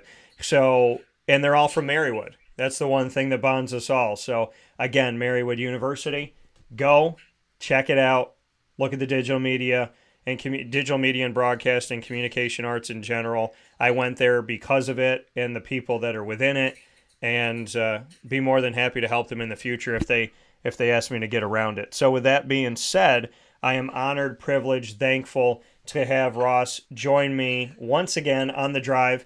We are now to the almost end of the road. The women have reached the end of the road, and the men will do that tonight with the game ending at probably 4 a.m. So with that being said, we bring Ross in here to talk about a lot of different things on the drive inside of Wake Up Call with Dan Tortora, something that has been with you for many years, and only with these two faces. Ross, how you doing, buddy? That's what I have to say. Congrats to LSU Tigers for winning their first ever national championship in women's college basketball. But yeah, of course, unfortunately, that's been clouded by the controversy with Angel Reese, the superstar player for LSU basketball. She, of course, pointed her ring finger, saying, "I'm basically going to win that championship," and kind of, talking trash back to Caitlin Clark, who also talked trash. And Caitlin Clark is a superstar for Iowa. What an amazing run! She went on back-to-back 40-point plus basketball games in the tournament, so she had an amazing run. By far the best player in college basketball this year, and she has such a bright future ahead of her. I think one day will probably be one of the stars of the WNBA. But both were star players, and I think the controversy, it's sad that that's taken away from the moment of the LSU Tigers, who deserve to get all the limelight for winning that championship. But I also was upset, as we talked about last time, there needs to be some equality, that women's basketball should be on the same equal footing as men's basketball. They just finally got last year, as we talked about last time, there needs to be some madness. Yeah. And I'm very annoyed that they did, that the women's game yesterday was played in the afternoon instead of prime time, where it deserves, where it gets the heaviness, the weight that it deserves, a big time game of that magnitude, where the men's game, as you joked, is around midnight. They start at 9:20 p.m. really late. I wish they started at least around 8:15, like Monday night, Sunday night football. But I guess they want to worry about the West Coast people, 3 hours behind, so it'll be 6:20 there, get more eyeballs there. But I just wish that women's basketball would get the equal opportunities. They deserve to get the attention, because it's great basketball. It's fundamentally sound basketball. It's exciting. It's thrilling. And I don't like that a lot of it, the limelight is just shine on the men. We talked about it last week, where until they got outed by other women's players in the tournament. They had horrible weight training facilities for women's basketball for the tournament, where the men's got the most state-of-the-art gyms. They had horrible food. They had like a packed lunch with like nasty goo on it. Where the men's players, they had like filet mignon and surf and turf, steak and lobster. And then, not being able to call it March Madness for years on the women's side, but the men always got to call it that way. And, that's ridiculous. They weren't allowed to use that slogan. And then just yesterday, where this game with two superstar players like Angel Reese and Caitlin Clark for LSU and Iowa should have been one of the big highlights of the night. And instead, on main ESPN, I love baseball. I'm a diehard, hardcore baseball fan.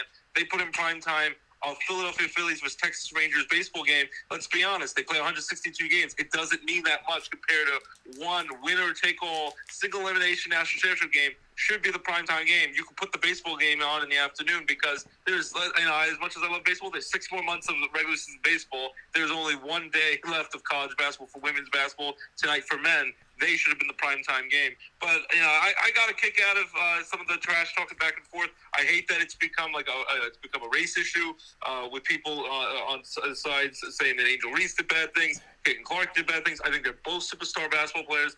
They both deserve to get the limelight and the attention for being star players who were played out of their minds throughout the tournament. I think they're going to play great at the next level. And, I think I brought more attention to the sport either way. And I kind of got a kick out of it because, let's be honest, Michael Jordan and his heyday and all those the NBA championships, if he pointed to his ring finger, basically like, I'm going to get one of these babies because I just kicked your butt, I think no one really would have an issue with it because Michael Jordan and superstar players, or Larry Bird back in the day, they would love the trash talk. They would get a kick out of it where he's basically saying, in your face, I just beat you, and I'm now king of the hill, the champion. And I still have a feeling that Caitlin Clark, she did her little John Cena thing the other night. If she did the same thing, pointing her ring finger, I don't think that would be as much of a controversy. So I don't know what makes it where Angel Reese does that, and now all hell breaks loose, and it was the top story on ESPN, on Skip Bayless' show with Shannon Sharp this morning. I think it's just madness. I think you got to appreciate both superstar players, both teams that had great runs. And let's be honest, LSU destroyed Iowa in that national championship game. Iowa went on a great run. They knocked off Don Staley's South Carolina national championship, a defending national championship team that was smoking teams throughout the year. You thought South Carolina is going to be the next Tennessee, UConn, to win the national championship every year. And they're in the running every year. Don Staley is a great coach.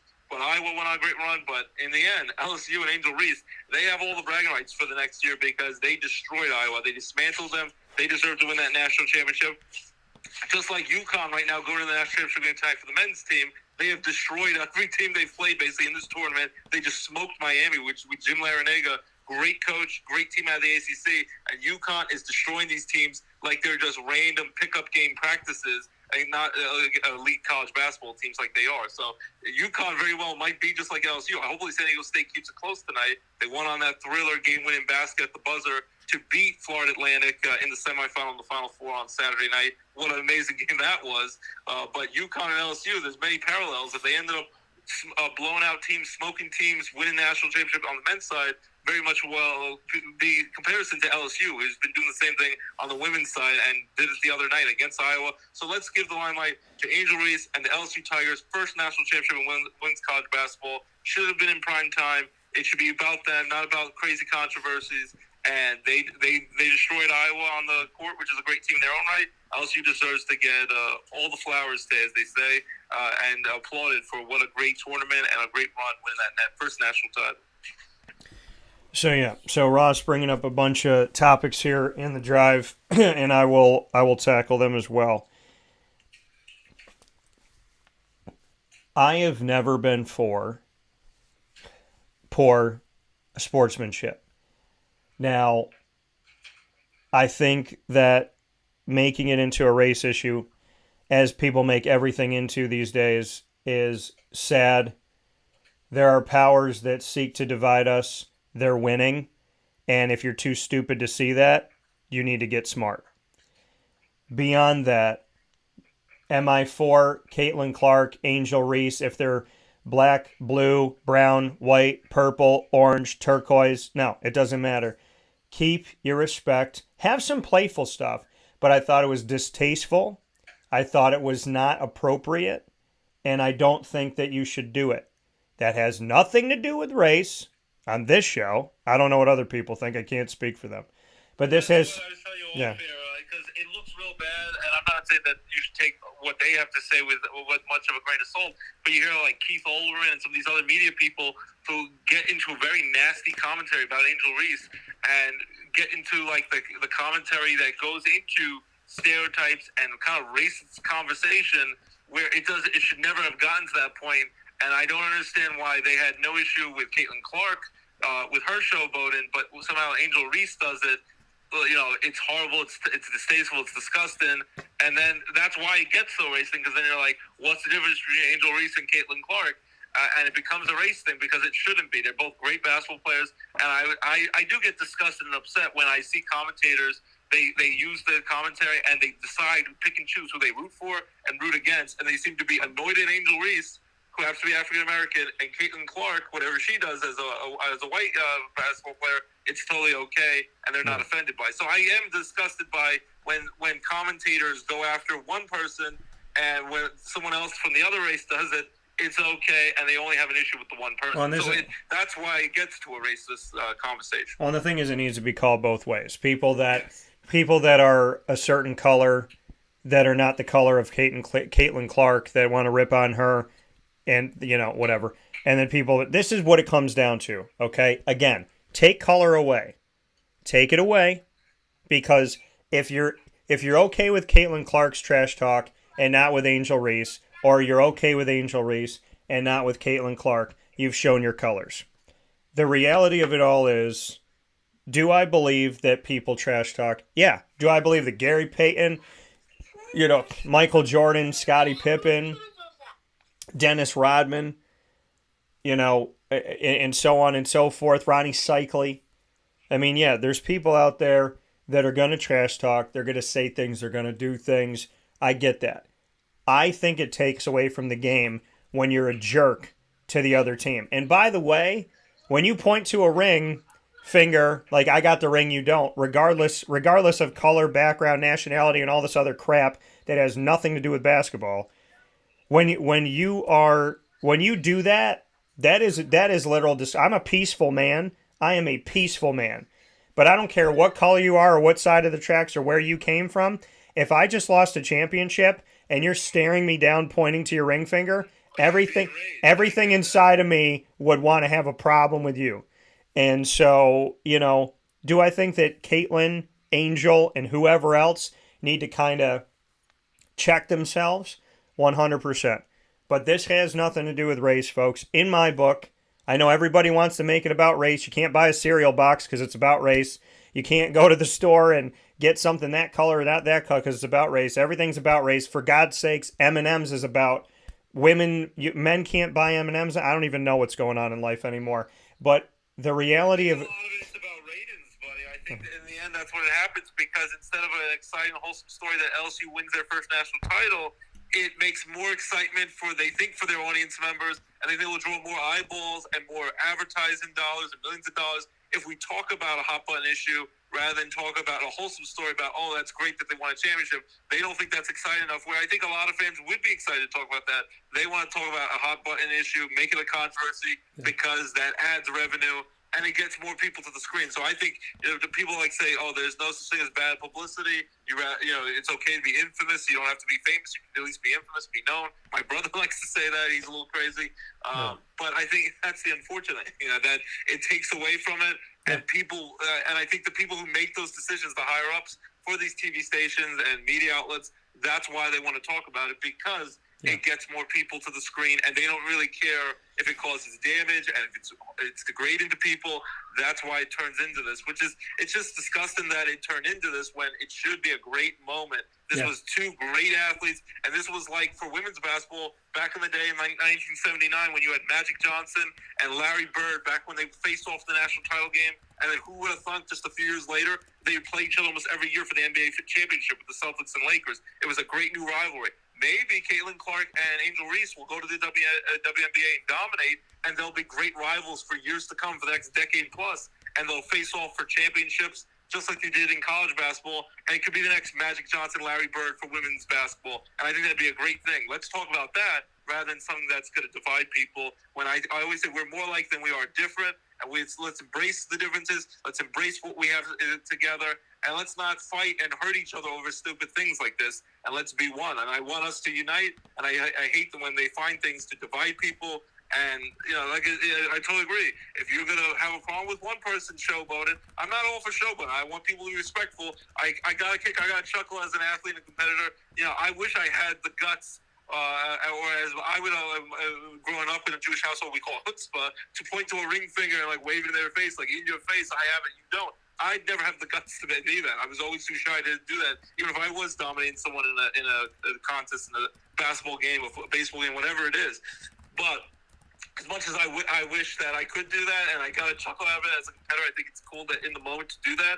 I agree with you. I hate the idea of showboating. It's going to happen, especially in this day and age of TikTok and views and clicks and all that stuff.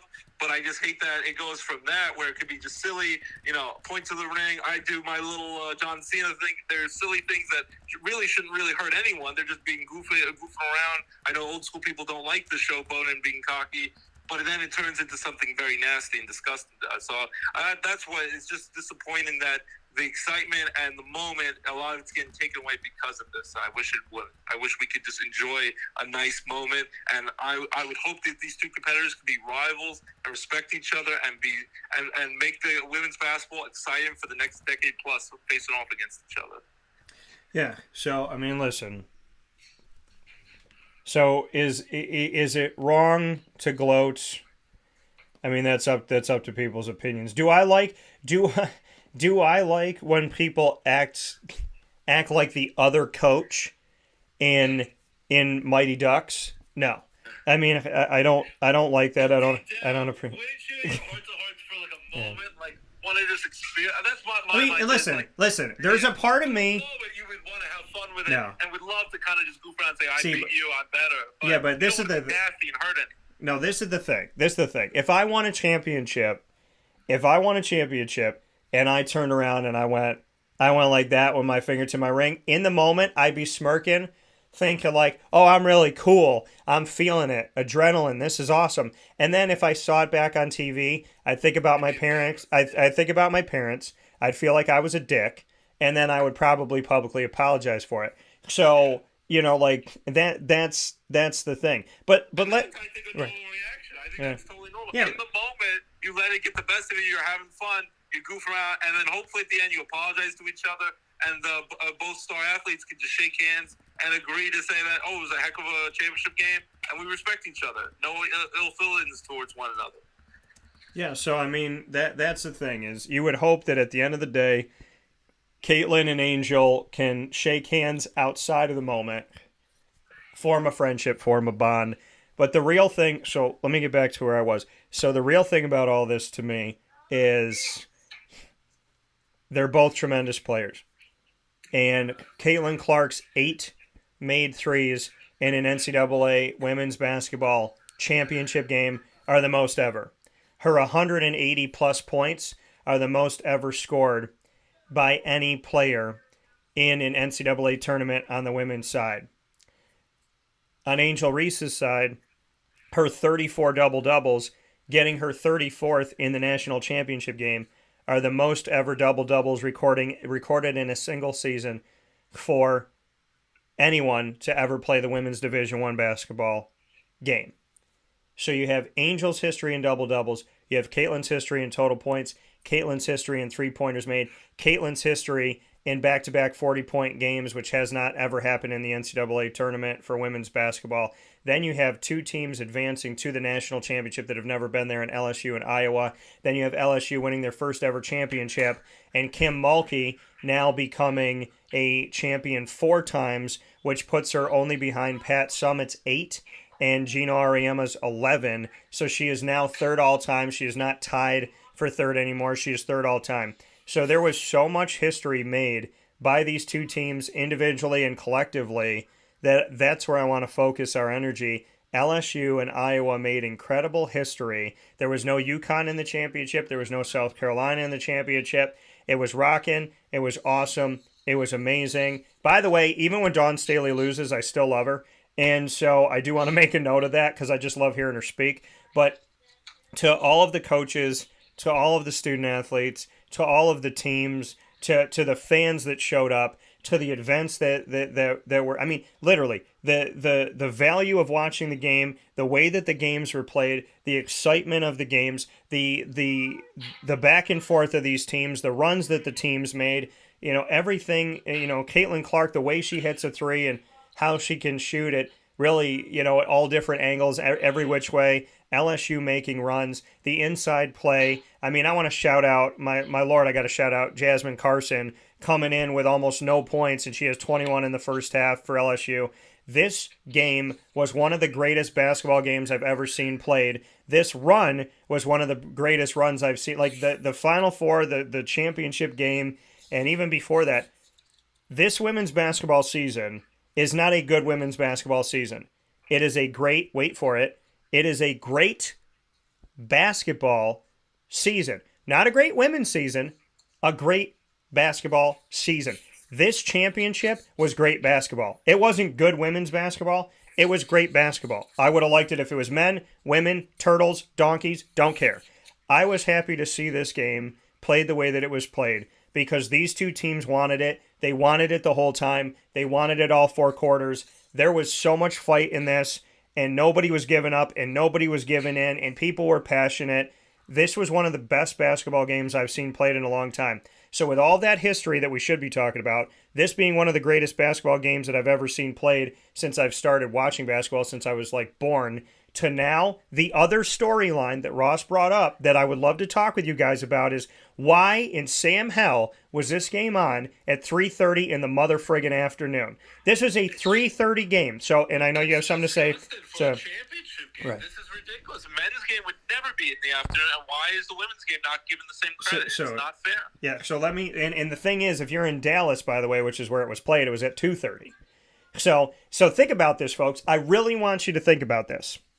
This women's championship game was played at 3:30 on the East Coast. In Dallas, where the game was played, it was at 2:30. On the West Coast, this game was at 12:30. There were people still in church on the West Coast. If anybody in California goes to church anymore, there were still people in church on the West Coast that didn't see this game because they were sitting in a pew. Okay, I want people to fully understand that. This championship game was because we hear about it all the time. Why is the men's game on at 9:20 tonight? Well, that's because the West Coast has to be ready for dinner time, so we got to move it to 9:20 so everybody could get home from traffic, and the game will be at 6:20. So what was the mentality in the women's game? People are having brunch. They're in church. They're at temple. They're at synagogue. Wherever they are not. It's 12:30 in the freaking afternoon. So, yeah, buddy, how then you would hear people in the NCAA say that it's not sexist and right, not, yeah. and right. there's nothing wrong right. with it. When you right. care about the men's game, making sure that they get home for and have dinner and watch the game and make it at 9:20 Eastern, 6:20 West Coast time. But you don't care and give the same credit for the women's game, and you don't care what time of day it is. You don't care how convenient it is for the West Coast or any parts of the country to see the game. I think it's ridiculous. And then, as I said, I'm the first one to tell you, I love baseball. Baseball's always my number one. It's my favorite sport ever since I was a little boy. Why is the baseball game, third game into a 162-game season that just kicked off? It's not even opening day. Yeah. It's a regular season game, not a playoff or a championship game.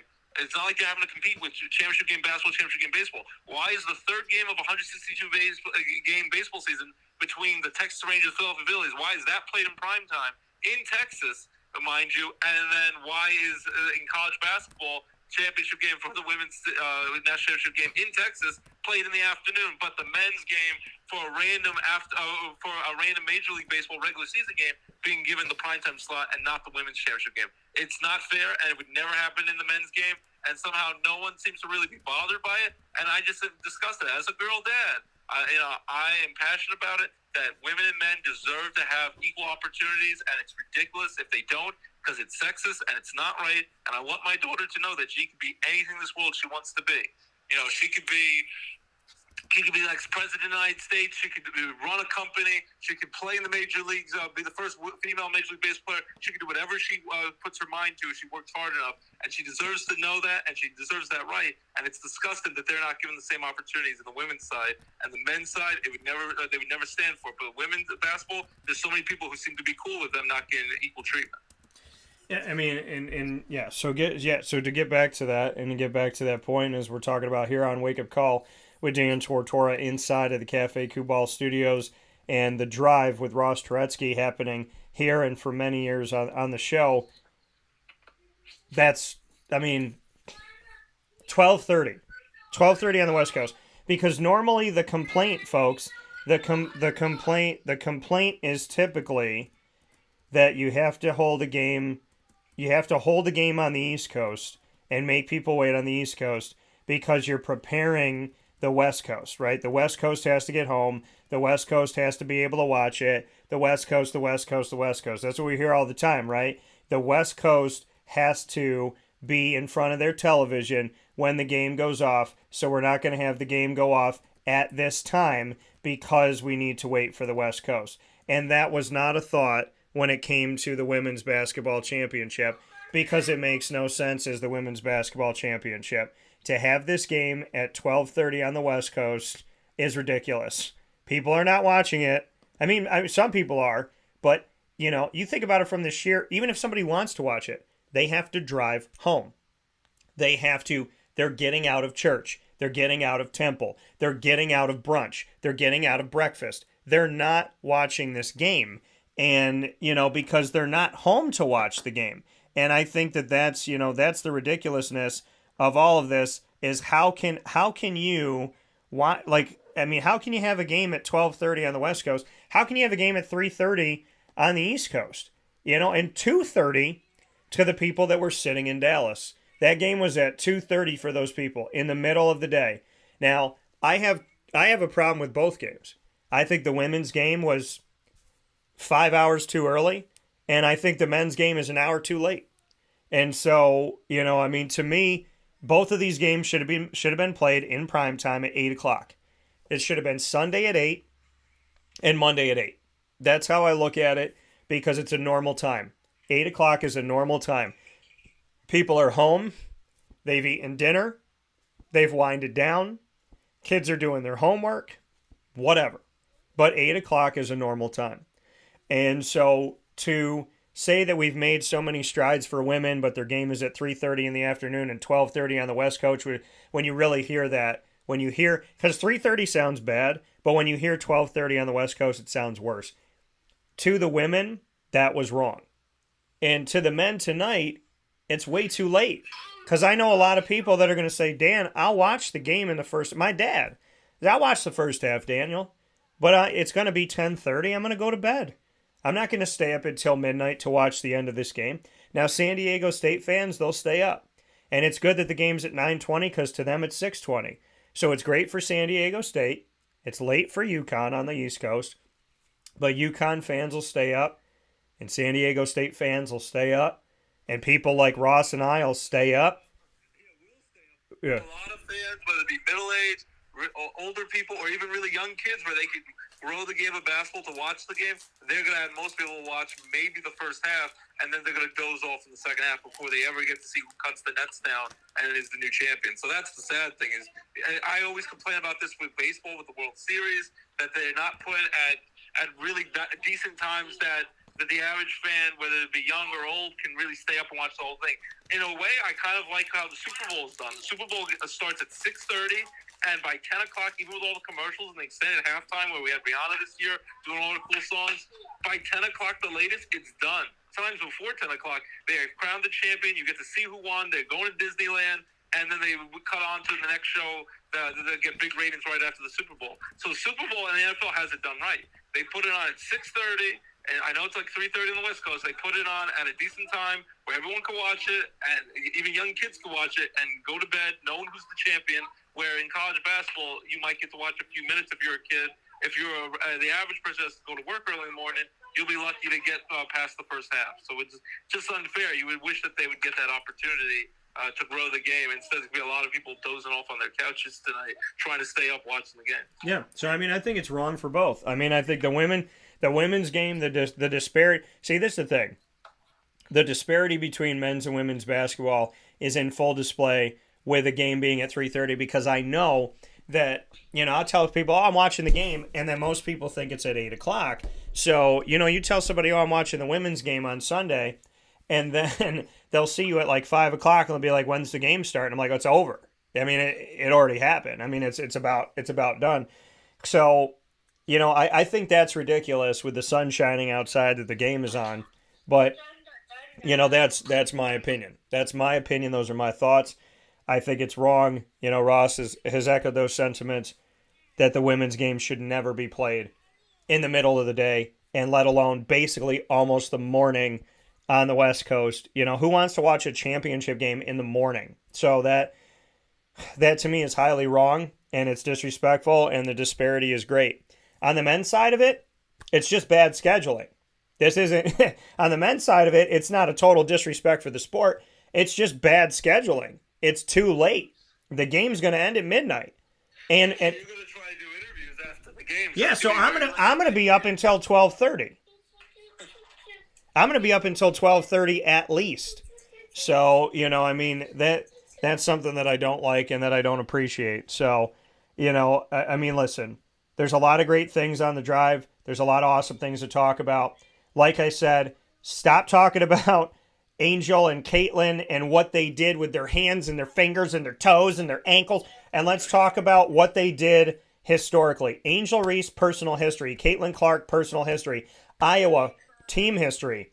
LSU, team history. Fantastic coaches, fantastic players, fantastic game. Awesome moment.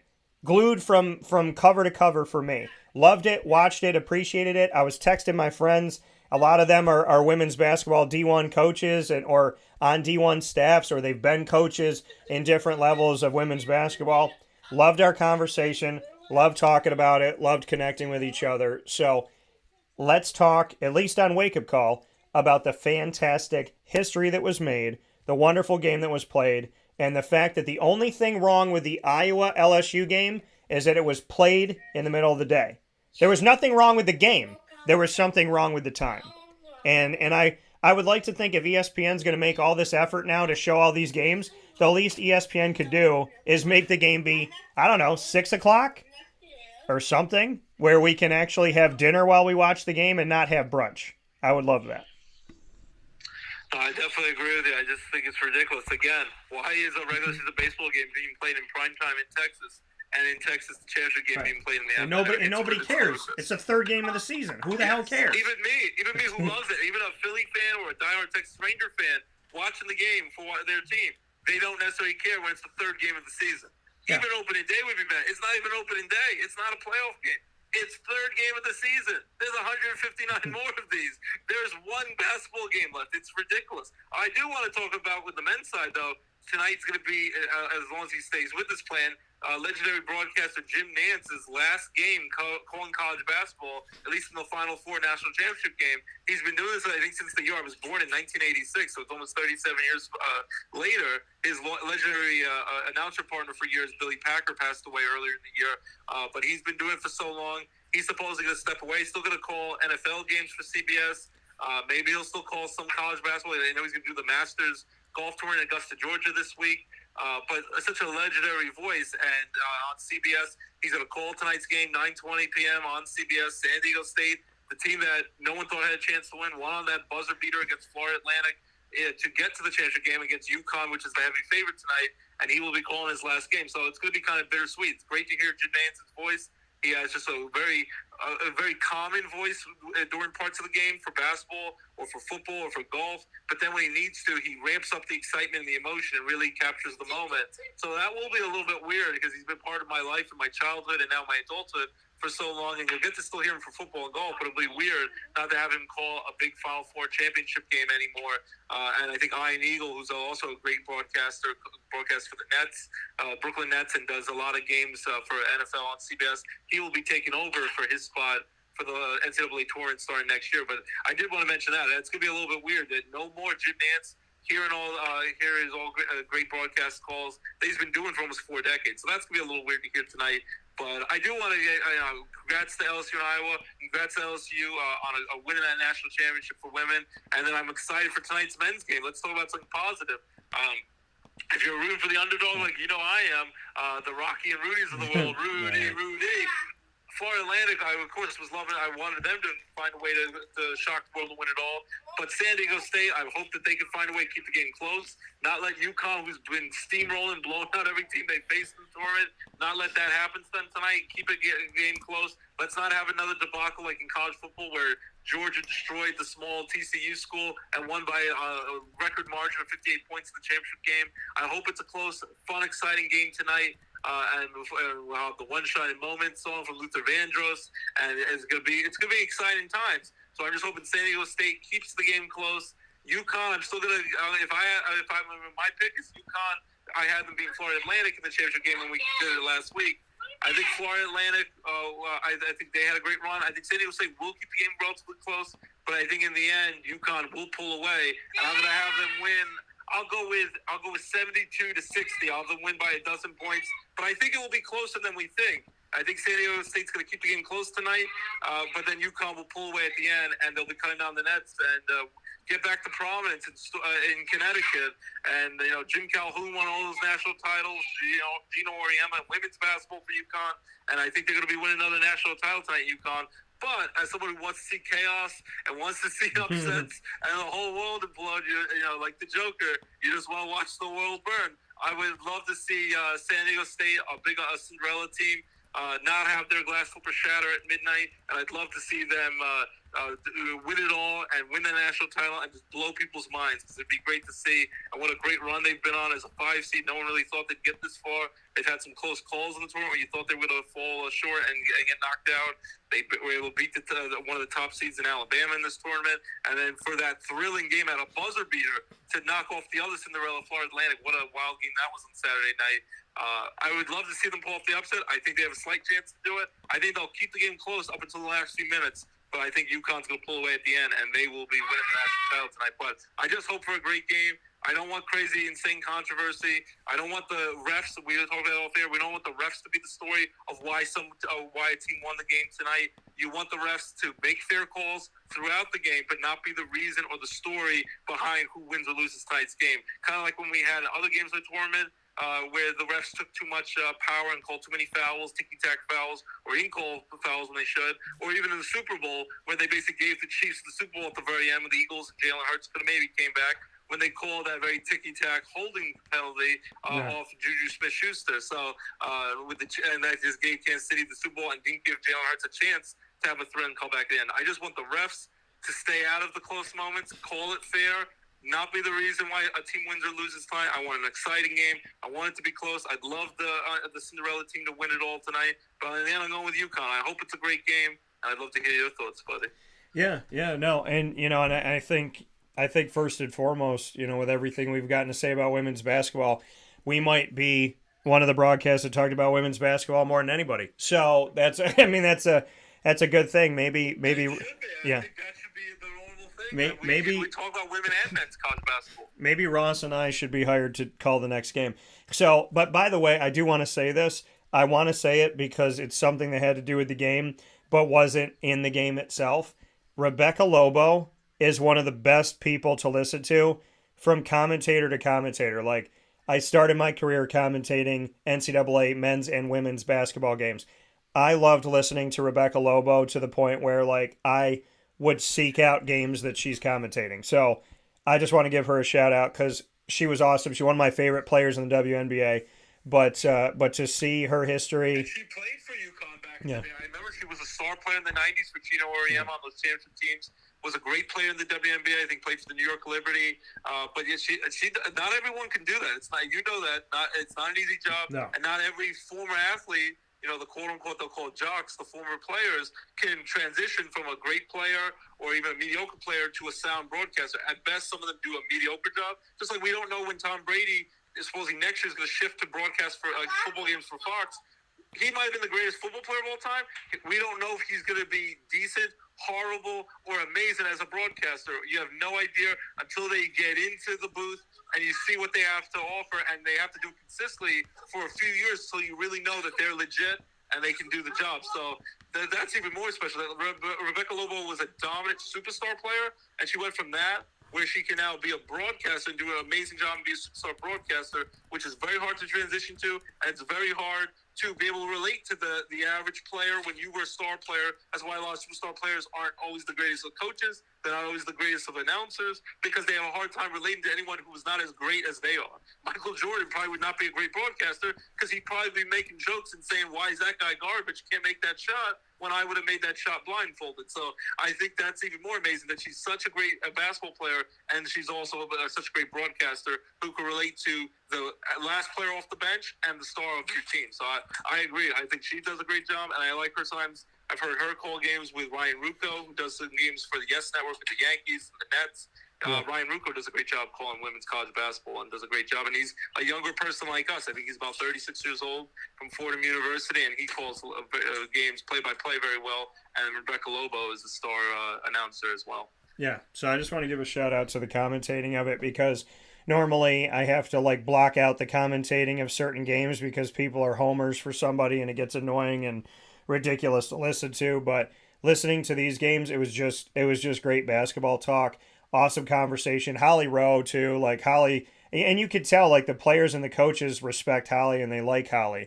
And I thought that was really cool to see that interaction because I'm all about building personal relationships that go beyond the sports and withstand the test of time. So to know that Holly's doing that, or at least it looks like she's doing that, is a really special thing. So, yeah, a lot of great things to talk about with women's basketball. The only bad thing about the game was when it was played as far as timing. Nothing to do with the women, everything to do with ESPN caring more about a baseball game in the first week of the season than a championship game. By the way, this is how I want them to reverse it. I want baseball at the end of the season in November to play their World Series game at noon and play a women's basketball game in November at the start of the season at 8:30 p.m. That's my way for ESPN to make it right. Yeah. Make it right. Make it right. Put the baseball game at 3 o'clock in the morning. Make you really have to have a hard time watching. Just like with the World Baseball Classic we just had in baseball. I love watching it, but some of the games that were in Japan were at 5 o'clock in the morning and were very hard to watch. And this was supposed to be a big time moment. So yeah, definitely it'd be some sweet revenge if you put a game either in the middle of the night or at 12 noon, a championship baseball game, and put a regular season basketball game in the primetime spot because they really should get their act together. They deserve to have at least their championship game, if not the whole Final Four, in prime time. So, and in the past, they have. In the past, I remember seeing the women's national championship game being played at night on main ESPN, and they put the baseball game, which is early in the season when the championship game is being played, they usually put it on ESPN2, or you put it on ESPN The Oat Show, Dodgeball, or ESPN News. You put the baseball game on another ESPN because they have 12 different ESPN channels, and then put the basketball game in prime time at night. In the past, they did. For some reason this year, when everyone's they're going to try to correct the error of their ways and make things more equal between men and women's basketball in the tournament, they thought it was a good idea to put it in the daytime, where in the past, as much as they messed up and weren't always fair, they at least put the game in prime time. Let's put the game back in prime time. So I think that's ridiculous. Going back to tonight, though, what do you think about tonight's game? Does San Diego State, the Aztecs, have any chance to knock off UConn, who is just blowing teams out left and right? Can anyone knock off UConn? No. No. No. We cut the black like Sopranos. Just abruptly ended. No. We cut the black. No. No. No one's going to beat that. No. No. No. Again, no. This is the thing. LSU. Really honest, you have to No. at least give you credit for that. Some people No. entertain the idea. No. It's not happening. No. UConn's the team. Let's be honest. UConn probably is the team of destiny. Yeah. They're the most dominant team. Unless they, God forbid, had a horrible injury tonight, if their star players are healthy, they're the better team. They should win. They're at least going to win in single digits. I think they're going to end up winning by 12 points. But here's the thing: they should win. This the issue. If somebody got injured on UConn or somebody got in foul trouble on UConn, there's too many players. There's too many UConn players. They don't have one or two guys. There's too many of them. So if somebody got... They have a whole team with great talent. So it's going to be very hard. Unless the whole team gets hurt, that'd be very hard to beat them. So that's the issue, is that it's okay, so if one guy goes down, who else is going to step up? I don't know. They've been stepping up and playing this game, all season. They're one of the teams that's gotten better with time, and they've been incredible. This team has been phenomenal, and in all stretches of the imagination, they've been great. So they're not in a situation. If they get locked in their hotel rooms or in the elevator, maybe if they can't show up to the court, maybe then San Diego State can win. But let's be honest, most likely UConn's going to win, and they're going to win convincingly tonight. They have too much depth, too much talent.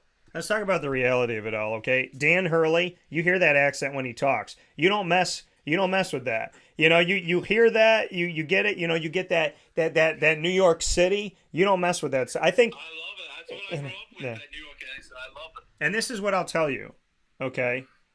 I think, and this is from me being in multiple interview situations with Dan Hurley in press conferences, seeing that face over and over and over again for multiple weeks now.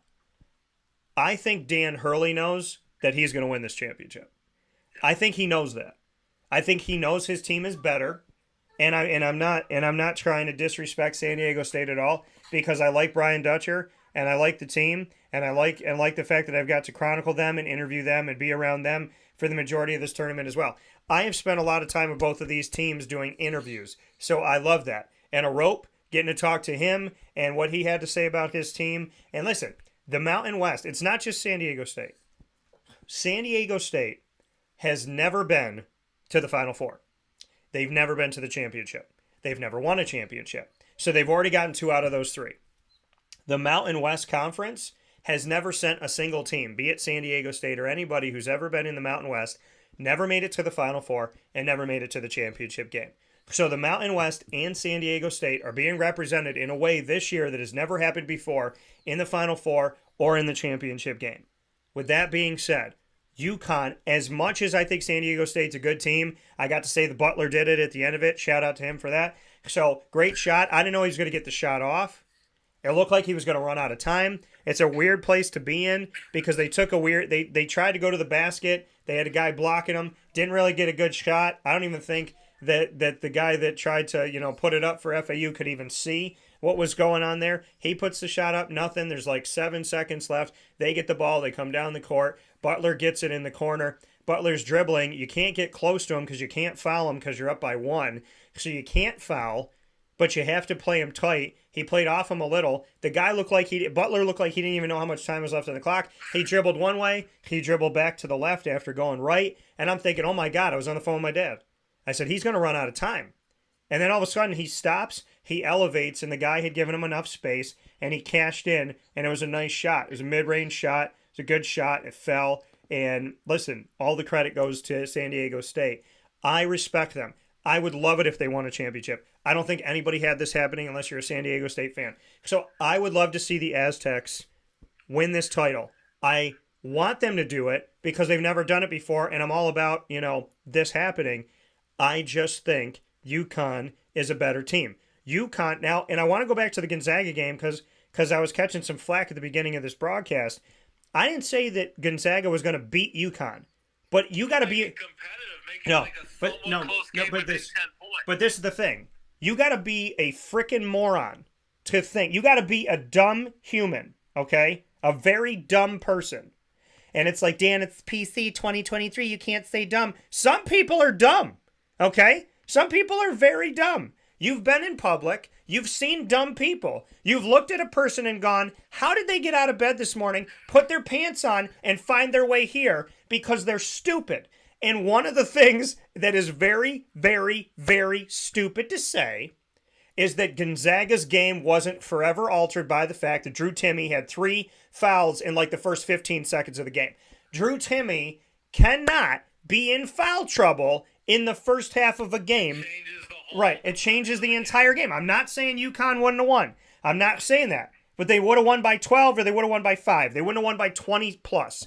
That wouldn't have happened, in my opinion. UConn was the better team. I'm not going to take that away from them. But anybody that thinks that the absence of Drew Timme on the floor for certain amounts of time, they needed him for 41 minutes of the 40 minutes. That's what they needed. And you couldn't have him that way. So I just want to make a firm, clear statement here. I agree with you, buddy. UConn was better than Arkansas, who beat the reigning national champion Kansas, albeit without Bill Self, but that's a damn good team to beat. So Eric Musselman, I spent time with Eric Musselman too, the Arkansas head coach. Love it. Love the whole, by the way, love Musselman's family. His wife's on there on social media doing her thing. I love it all. So here's the reality of it all for me. UConn has been the best team of the tournament. Did I think that going in? No. Do I think that before now? Yeah. The way that they blew out when they blew out Arkansas, who beat Kansas by a point. They blew out Arkansas, who beat Kansas by a point. Okay? So you blew out the team that took down the reigning national champion, made it look like a pickup game. You beat them, then you blow out Gonzaga. This UConn team, a couple games ago to me, I went, oh crap. Uh-oh. And I thought about my one buddy, Mike Delvecchio Jr. Shout out to his pop in heaven too. Big UConn fans. And Mike Delvecchio Jr., he is a massive, massive UConn fan. So I thought about him, and I thought about the history, and I thought about the level of good that UConn has been in the past. So I went, uh-oh, here we go. Here's another championship. Here's the 5th title. Because UConn is that good. So if you thought that Drew Timme getting in foul trouble didn't affect the game, you're not smart. Beyond that, UConn beating the teams that they're beating, seeing the teams that those teams beat. Gonzaga didn't have an easy road there. They killed them. Arkansas didn't have an easy road there. They killed them. UConn is playing games like they're playing in November against the teams they should be beating. They're doing that in April and in March. They're beating teams now like the teams that you warm up against in November. This team is on another mission, in another stratosphere, in another place, and I believe that UConn's going to be hoisting another championship. Does that mean that I don't cheer for San Diego State and want to see a good game? No. Does it mean that I think Brian Dutcher hasn't built a good program? No. Do I think that the foundation at San Diego State isn't good? No. I think San Diego State is a tremendous team. They made one half of the bracket there, you know what. So they're there. UConn's on the other side. It just so happens to be that UConn is playing these games like it's Division I versus Division 8. It's like, this is like ESPN 8 the Ocho. This is a different style. UConn they're incredible. And I'm telling you right now, and I'm telling you this, and I don't know if Dan Hurley will admit it, maybe off the air, but I'm telling you this right now. Dan Hurley's face and just everything I felt about the last press conference, he knows he's going to win the championship. He knows he's going to win this championship. I think if you caught him on the side, he would say to you, we're going to win this game by 20. If you caught him on the side with no microphone, that's what he would say. Just win, and I know he doesn't want to sound too cocky. We're going to obliterate teams on that court because they're that much better than everyone else. And they are the best team. They are the best team.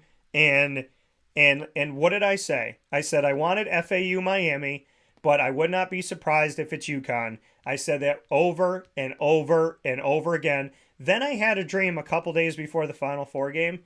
I woke up from my dream. My dream told me San Diego State and UConn were going to make it. My question back to my dream, why didn't I have this a couple days ago when I was making my pick? But my dream was San Diego State UConn. It's San Diego State UConn. I have little to no doubt that UConn's going to win this game.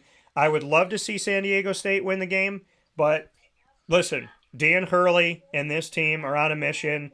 They're that good. And if you look at UConn and you say, okay, if Sonogo goes down, then you got Hawkins. Then you got Jackson. Then then you got guys coming off the bench. This team is deep, and he plays a lot of different guys off the bench. So, to me, San Diego State, UConn, give me a great game, bring it to the end, make it a last-second shot, because this has been one of the best tournaments that I've ever seen in my entire life at 37 years. But to go back to what Ross originally asked me, do you think anybody can beat UConn? The answer is simply this. No. And it's the same answer that I give when my ex-wife said, do you want to watch Real Housewives? No. How about HGTV with the Property Brothers, the House Hunters? I can watch that.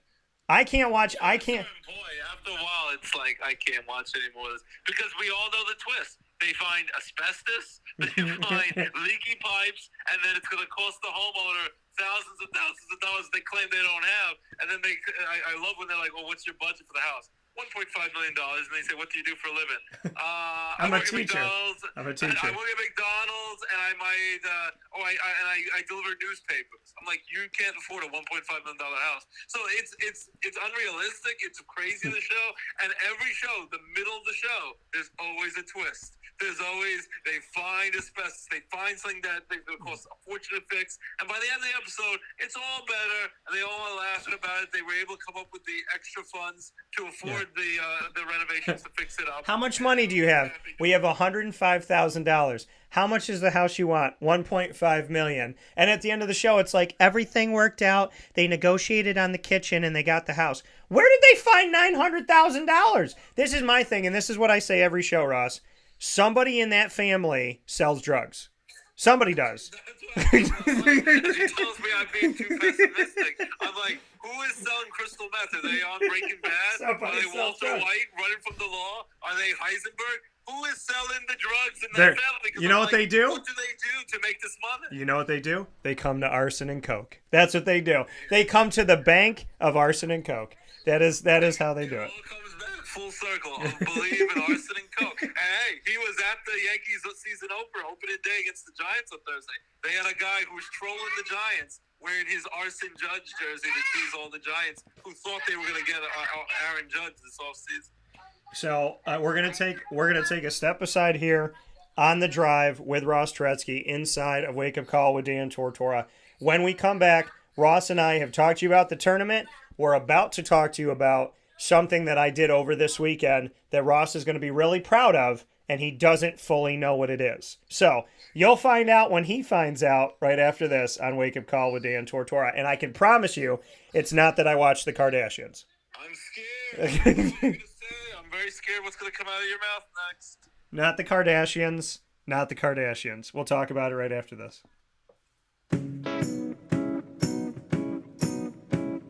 In these unique times, there are those in our community that give us a sense of normalcy and positivity. Pizza Man on 50 Oswego Street in Baldwinsville has been here for you for over 35 years and is here now. Call 315-638-1234 or order online at pizzamanbville.com to bring those familiar tastes into your home. And remember to come see our monthly on-site broadcasts centered around the community and our Baldwinsville beats. Pizza Man in Baldwinsville. Any way you slice it, they are always here for you.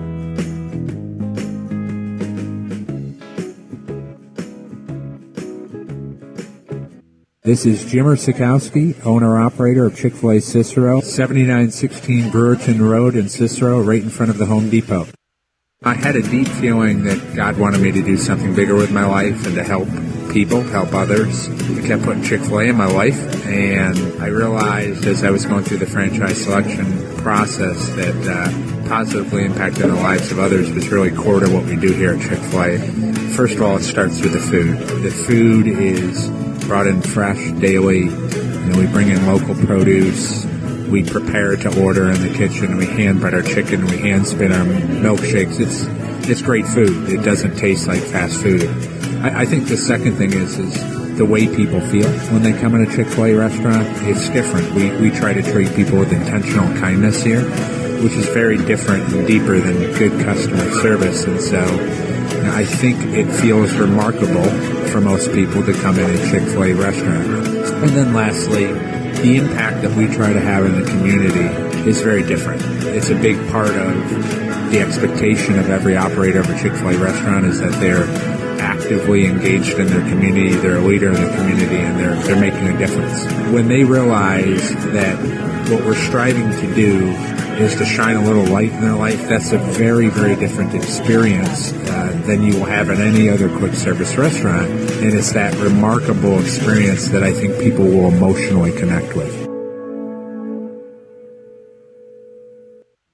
I'm George Townsend of Honda City with some good advice when buying a new car. The true cost of owning a new car is determined by the appraised value when you trade it. No vehicle appraises higher than a Honda. Next, look for low APRs and deep discounts. You also want low maintenance costs and great fuel economy. That's why my advice to you is to buy a new Honda. Looking pre-owned, visit our Honda Certified Used Car Center. Honda City, 7140 Henry Clay Boulevard, Liverpool, or HondaCity-CNY.com. It would be a pity if you don't shop at Honda City.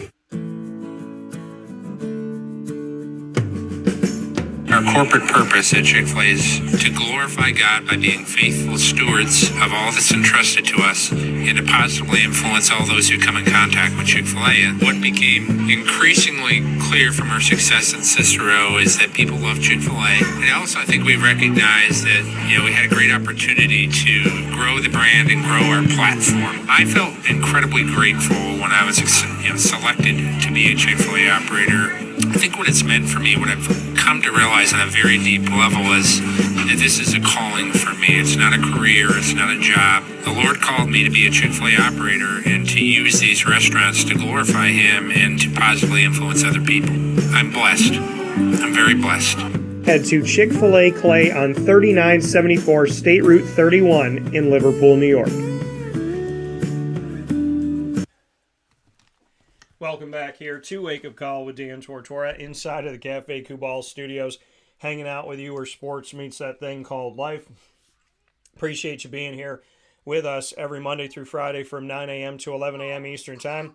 I promised you some extra time, and you're getting some extra time today to start off the first full week of April, and I have a story to tell. So, I have not watched movies in a while, and in the sense of like being home watching a movie. Now, I have gone to the theater, but I haven't watched a movie in a while. So I wanted to find a good movie. I forced myself to relax this weekend, and I spent yesterday relaxing for the most part. So I found a movie Saturday night after the men's Final Four. And I knew that I was going to be up past 2 o'clock, but I refused to go to bed because I wanted to see the end of the movie. Now, I would like it if Ross doesn't say anything until I'm completely finished. Because I have no idea what it is already, because I saw you made a Facebook post, but I will not say anything more. I love how I said I want Ross to not say anything for a minute, and he speaks immediately when I said it. You can't shut me up. So, I won't give it away. I just say that I saw your Facebook. But there's more. That's why. That's why I didn't want you to respond right away, because there's more. There's more than what you think there is. There's more than meets the eye. So you saw the tip of the iceberg. So Saturday night into Sunday morning, I watched an Adam Sandler movie called Hustle. If you have not seen Hustle, I consider it to be one of the best sports movies that I've ever seen in my entire life. I put that up there with my favorites, with The Express, with Remember the Titans, with My Mighty Ducks. Hustle in and of itself was a unique movie that I would show to anybody. So I think you should see it. Yesterday, during the day, before the women's game was played. Listen. Before the women's game came on at 10 a.m., I was watching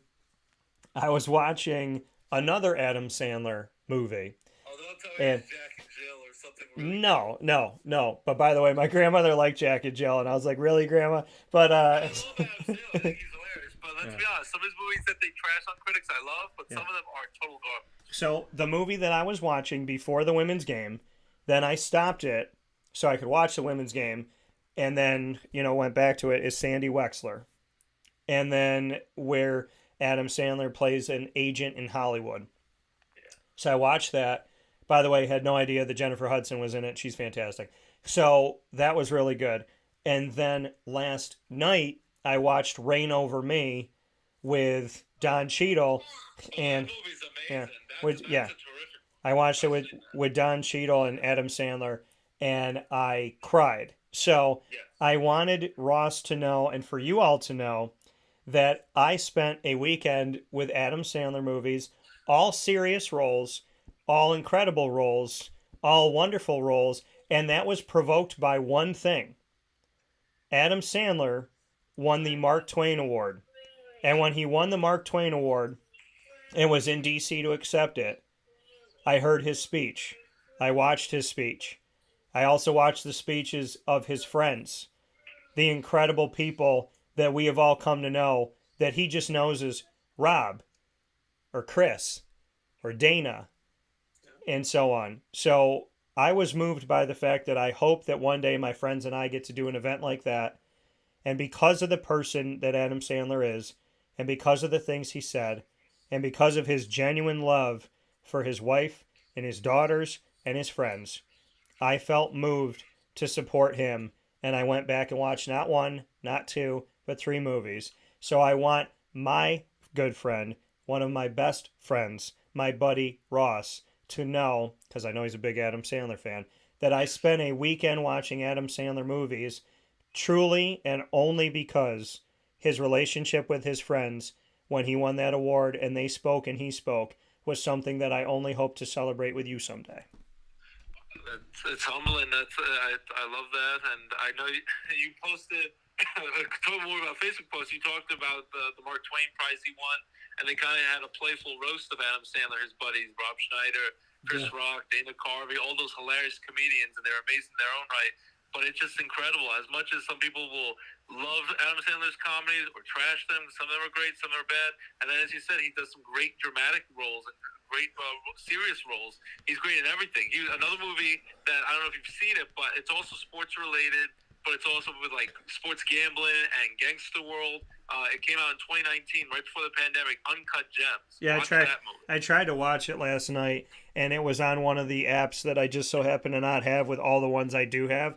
And I thought it was on Netflix, but it's not. So I was like, okay, well, maybe I have to rent it or something. But that was the one I tried to. Yeah. I will share the password. I'll cheat for you, and I will share the password. Because it will give you anxiety, this movie, because you don't know how it's going to end, because it's quite a ride. You feel like you're a fly on Adam Sandler's shoulder, and you're not sure if he's going to make it out of this world. He's with a lot of crazy gangsters and loan sharks in the sports gambling world, and it's exciting. It's funny. Kevin Garnett's in the movie. They're at basketball games. It has some real life basketball players in it. It's a terrific movie, but you're also kind of nervous and about to get like a heart attack and chest pains because you don't know if he's going to be able to get past all these. He's some shady character in his own right, but you kind of root for him because he's like the good shady. You're not sure if he's going to make it out of this world with all these bad people around him. So you kind of are just nervous for Adam Sandler, but he does a great job. He won I think this Independent Spirit Award for that movie. Uncut Gems is a terrific movie. His wife in the movie is played by Idina Menzel, who, of course, was called Adele Dazeem by the great John Travolta in the Oscars a decade ago. It's got the glorious voice of my daughter, her favorite. She loves Encanto now, but she loves Elsa from Frozen. So that's Idina Menzel, or Adele Dazeem, whatever way you want to say it. She's his wife in it. There's a lot of great actors, a lot of great character actors, big and small actors in it. But Uncut Gems is terrific. Reign Over Me, I've seen. That is amazing. You will cry your eyes out watching that movie. Yeah. And it even has a 9/11 tie-in with how he lost his family during those horrible attacks. It's from 2007.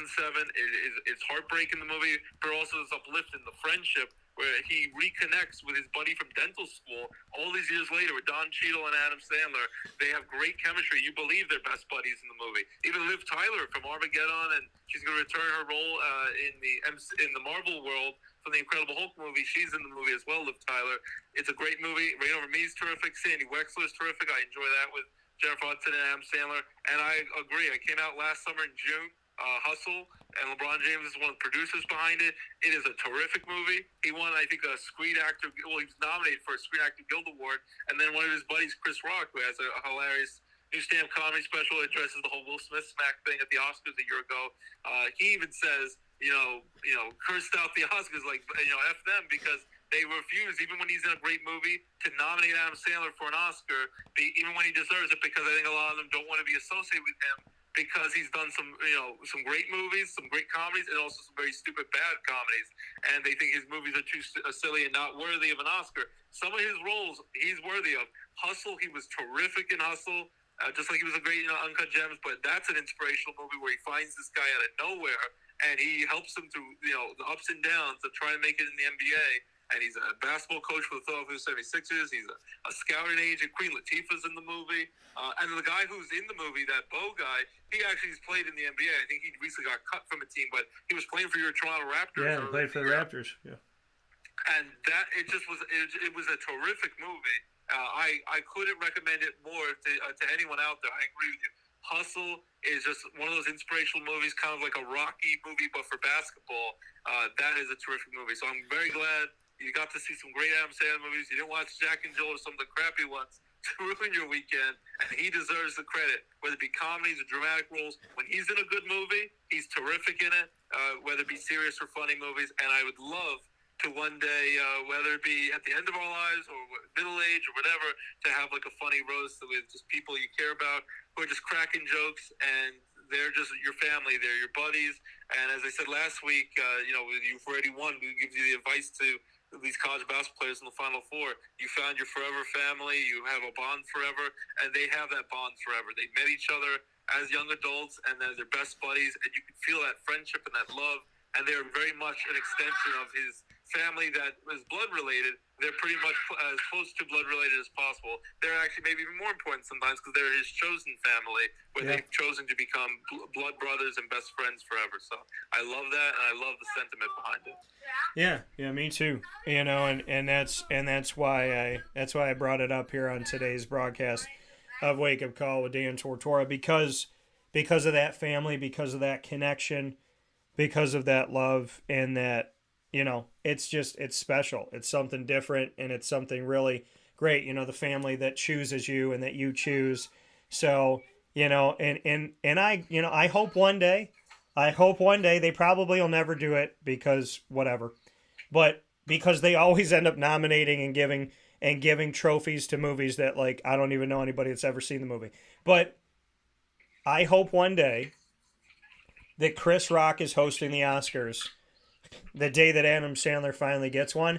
And I hope that Chris Rock introduces him as the star of Jack and Jill, Little Nicky, and The Do-Over. Because those movies were not... Yeah, they were not... Give me those fortune cookies. Give me those blanket fortune cookies. That part was hilarious. That movie as a whole was garbage. That movie was terrible. The longer the movie was on, this is what it is. So Ross and I started this movie at like 11 o'clock. For those of you that don't know The Do-Over, it's like a 9-hour movie. But so... You can find it on Netflix, by the way, because he does a lot of his movies on Netflix. That's on Netflix. So he does have a new movie, Murder Mystery 2. Yes. Into the first one, and that's with him and Jennifer Aniston. That just came to Netflix this past Friday. And I was going to watch it, but I wanted more serious. I was in a serious mood this weekend. But so watch The Do-Over. No, watch The Do-Over. No, watch The Do-Over. Watch The Do-Over. And start it at 11:30. It'll be over by the following Thursday. By the time the championship basketball game was played yesterday afternoon, like 12 hours later, it'll be over. Yeah, it'll be done. So if you start watching it now, you will finish it at halftime of the men's game tonight. And when you watch it, I want you to realize that you go to a point where you zone out, you start to fall asleep, and then all of a sudden you start laughing. And if you're Ross and I, he was sitting on the couch to my right in front of me, and I was sitting facing the TV. And I looked at him and I went, this is awful. And then he was still watching. Because the thing about Ross that you need to know is if a movie is bad, he will dedicate it until the bitter end. I will shut this crap off. If I'm home... It gives me more material to make jokes, but I'll appreciate the artist. I will, no matter how bad a short movie is, I will sit there until the credits roll. So Ross will sit there, and I'm like, I literally said to him, dude, let's watch something else. Let's watch something else. Turn on something else. I said, no, this is my house, and you can leave, but you're not watching anything else. This is what Ross has always done, no matter if we're like brothers or not. As brothers and as family, if you're in Ross's house and he is making you watch a movie which likens to being in the 8th circle of hell with a clown dancing on you, The reality of the fact, see, I can't talk about the clown stuff. It'll freak me out. So I don't even know why I brought it up. But here's the thing. If you're at Ross's house and he considers you family, now he calls me his best friend. He says we're brothers. He has nicknames for me. When I say to him, Ross, my eyes are bleeding, he says, go get a tissue. Wait, I got one in my pocket. But he will not shut the movie off. And there's so many times we've watched a movie where I was like, dude, let's watch something else. And Ross will wave you off. He does this. He won't turn his face from the screen. He won't even look at you. He'll wave his hand at you. So he's looking at the screen and he'll go, no, it's fine. And he'll push his hand towards you and say, we're going to finish this. If you want to watch something else, we'll watch it after. I'm like, well, let's watch it now. He's like, we'll watch it after. Let's watch it now. No, after. Ross, it's going to be 3 o'clock in the morning. Yeah, but we're going to watch it after. So I would have to stay up through a bad movie to watch a good movie because Ross, no matter how much he loves you, also enjoys seeing you in pain. Or tape your eyeballs and eyelids wide open so you can't even blink to escape, have sweet release of escapism for a moment from that horrible movie. You will watch every moment, every pixel of that film will be watched by you, whether you like it or not. You come to my house, you better beware. The movie's good or bad. You're sitting there till the bitter end or you're going home. And I will tell you this with utter certainty that I feel. Ross and I are the only two people that have watched the entire Do-Over movie. We're the only. Have not seen the entire movie. Their families who have made money off that movie and got a nice paycheck. Yeah. They have not seen the entire movie. I think Netflix, when they did their statistics, they said there's this one household in Pennsylvania that has watched this movie, and we feel like we should do like a focus group around this household as to why they did it. And Ross's answer would probably be a glorious one, finding all the stuff, and I would say we watched it because he made me, not because I wanted to. I waited for the sequel. I waited for the Do-Over 2. No, the return of they need to do over that movie. No. Because that's the only fun part of the movie when he asks, "Where am I?" When the kids yell at him and scream, "Where are my blanket torches?" They need to do over the Do-Over. That's what they need. They need to do that movie over again. It's a perfect name because when you see it, you're like, yeah, I feel like they should have refilmed this. They should have done There's no rhyme or reason. I remember three things. And they're all David Spade related. I remember David Spade asking where his fortune cookies are. I remember his children spraying him with super soakers when they were in their bunk beds. And I remember him getting shot in the leg. That's all I remember. Those are the only three things I remember. The first 5 minutes of the movie. You still had about 7 hours to go. You were just the beginning. So Ross and I have seen some great movies. We have also seen The Do-Over, Punisher Warzone, and thanks to Carl, Babylon AD. And The Alamo. That was terrible too. I'm really sorry about this. We were sorry we sat through that movie. I remember he came to my house. So Carl came to my house. If you don't know Carl, he treats everything in the world as if it's his. So Carl came to the house. He sat in my recliner, made himself comfortable, broke it somewhat, and then said, your recliner's broken. And I said, it worked before you got here. And so he broke my recliner. Yeah.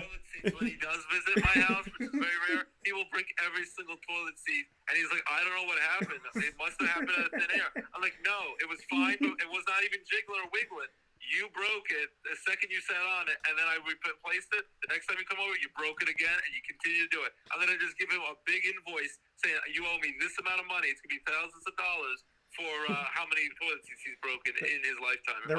The reality is, Carl's tagline is, if I broke it, Ross buys it. That's been the tagline. But so here's the thing. So Carl comes over to my house. He breaks my recliner. He hands me a DVD. He looks me in the eye and he says, put this in your DVD player. I was like, this is my house. He goes, put this in or I'm leaving. And if I leave, I take Ross, because they drove in the same car. And the reality is Ross and I are very close friends. So he would threaten Ross because he knew that I wanted Ross to be there. So he said, if you don't play this movie, I will take Ross home and your night is over. And I was like, this is ridiculous. So we watched the movie, and then and the way that they look at the screen in the Remember the Alamo movie at the end, it's like there needs to be a drastic long. You talk about post-credit and mid-credit scene. There needs to be a mid-credit apology to everybody that watched. And because of Carl Turetsky, I have watched some of the worst movies ever in my life. But one of them that I cannot attribute to him is Miss Congeniality 2, which one of my ex-girlfriends showed me. I fell asleep in Cinemark, and she was on my left, and Patrick Tindana was on my right, and Patrick hit me in the middle of the movie, and Patrick's from Ghana, Africa, and so he has his accent. And so Patrick hits me to ask me about something in the movie, and I was asleep, and he could not stop laughing. And I was out for like at least 20 minutes in that movie. And even that wasn't long enough. You should have been out for the entire 2 hours. You never get those 2 hours of your life back. That movie was terrible. So between that makes Do-Over seem like an Oscar winner for Best Picture. So Carl might as well be one of my ex-girlfriends, because the only bad movies I've ever seen have come from ex-girlfriends and Carl. And then the Do-Over with Ross, we had high hopes about it because it's Adam Sandler and David Spade. But I figured that you would be happy, buddy, that I spent an entire weekend celebrating Adam Sandler only because of the fact that I hope that one day you and I and a bunch of us can celebrate. And I just wonder what you'll say on a stage if you get to stand up and talk about something that I did. I probably would start just talking about Sharon the bear. If no one else on the show would hear that, but you would know that inside joke. I would just start to rattle off about your special friend Sharon the bear, and you'll at least laugh, but everyone else will be like scratching their head, like, who the hell is Sharon the bear? Well, you don't know, but if you know, you think it's hilarious. If you know, you know. Ask Dan one day, he might tell you the story about the great mythical Sharon the bear, who would come calling on certain nights of the week and would stay for hours and hours. Sharon the bear. It was a real thing. It was a real person. I don't know if it was a bear or a person, but there is a Sharon the bear out there wherever you are. Hopefully life is treating you well. But Sharon the bear existed, and it was a part of Dan's life for a few crazy moments in the year 2009. So ask Dan about it one day, and it will change your life. Yeah, Ross will text you at 2 or 3 o'clock in the morning, and he'll say, "Is Sharon there?" Because she should be. And so, when you ask her, and you were like, hype it up, you won't believe what happened this week. It's something crazy, wild. And I'm like, Sharon the bear's there? And I instantly assumed that's what you meant. The return of the mythical Sharon the bear. You've heard of Cocaine Bear that everyone loves. Well, Sharon the bear will be in the sequel to Cocaine Bear, because that is going to be 10 times better than anything they could have came up with, because she was real, and there's quite few stories that will change your life if you hear them. Yeah. They're not all suitable for the radio or for TV audience, but if you get Dan drunk enough and get some truth serum in him, he'll tell you those stories. You don't have to get me drunk. You just have to put me on stage. That's all you got to do. You just got to put me on stage. That's what we'll talk about when you get your Oscar one day, or your Grammy, or your Emmy Award, your Golden Globe, or you get roasted for winning the Mark Twain Award of Comedy. We will talk about Sharon the bear, and that's all we're going to talk about, and we're going to have a great time. Yeah, Ross will be like, Dan's going to have me go first, and he told us all that we have 15 minutes. I'm going to stay up here until I'm done, and I'm going to... You'll be able to watch the Titanic movie. You'll be able to watch Jack get killed by his evil girlfriend, Rose, who didn't share that as the worst murderer in cinematic history. You'll be able to see that entire movie, and I'll still be speaking on stage about Sharon. But the reality of it all is he's got 15 years in right now. So Ross is going to tell a lot of stories that a lot of people can't tell. And Sharon is one of those stories. We're still friends on Facebook, which I find interesting. But I don't know if she knows that we're talking about. I don't know if she knows what we're talking about her, or if she even thinks that we're being silly or being mean. I don't know. I'm sorry. I hope your life is good for you, but I just remember, Sharon the bear, you were quite a character, and I wonder what you're doing with your life, and I hope one day you and Dan are reunited and have a glorious life together, you and Sharon the bear. I think you guys could be happy together. I have a feeling. I have an inkling in my bones. The other relationships didn't work because it all leads back. The Hallmark moment, those crappy Hallmark movies, leads you back to your one and only true love. You and Sharon the bear walking off into the sunset and living the next 60, 70 years of your life together in great happiness. Well, I hope you don't tell that story if there is the Mark Twain Award and my wife is sitting next to me. I'll say that during the speech. We're just going to discuss Sharon the bear, the one that got away. Sharon the bear. So yeah, and he'll probably try and invite her to the wedding, but. I'll tell exactly what. She'll know the exact GPS coordinates.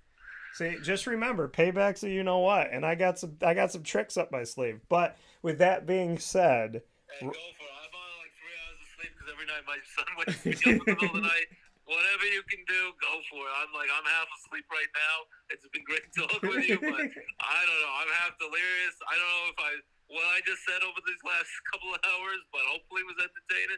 It could have been nonsense. Whatever is the case, it's all LJ's fault. That dude doesn't want to sleep, and he's, as I told you off air, he's a baby terrorist because he wakes you up in the middle of the night and he thinks it's party time, even if it's 3 in the morning. Well, you should. One day, hopefully, I'll get to sleep, but who knows when. But the reality of it all is, you should be good at this because you had an LJ a long time ago, and his name was Carl. So.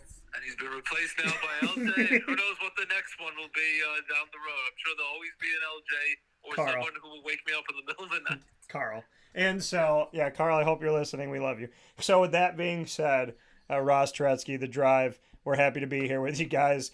We will see you on the other side of the men's. Yeah. UConn's going to win 72-60. I hope San Diego State makes it interesting. Great alumni, Tony Gwynn, the late great Tony Gwynn, the great baseball player for the San Diego Padres, went to San Diego State, played college basketball for the San Diego Tech Aztecs from like 40 years ago. Was a great basketball player, great baseball player. He was a great Major League Hall of Fame baseball player. Him and Cal Ripken Jr. made the Hall of Fame. He even was the head baseball coach for San Diego State before he passed away when he got sick. But the late great Tony Gwynn is from San Diego State, so hopefully they'll make their proud alumni proud. And then, of course, if they win, if they find a way to shock the world with the championship, you know who's going to be there? One of the most famous fictional San Diego characters, the legendary Ron Burgundy. You stay classy, San Diego. He'll say anything that's on the teleprompter. Yeah. Will Ferrell hopefully will reprise his role as Ron Burgundy, and he will be there for their championship celebration if they have a parade, if they find a way to shock the world and knock off UConn. I would love if Ron Burgundy was there to celebrate. I think when I was in St. Louis, Will Ferrell was there at the NCAA tournament when I went to the round of 64 and 32.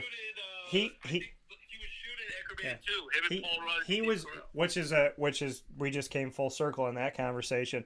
But yeah, so he was there and Bill Murray was there, and Bill Murray will be there tonight because his son's connected to UConn. But yeah, so I when San Diego State won, I put up the "You Stay Classy, San Diego." I put that up from Ron Burgundy, and we all know what San Diego stands for, according to Ron. I hope he doesn't say that on the air again.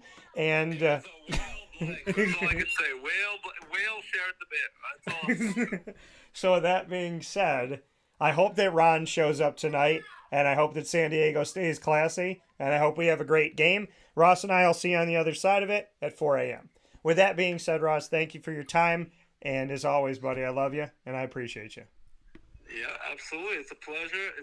Thank you for your friendship and always being there for me. I'm always there for you. I'm always rooting for you.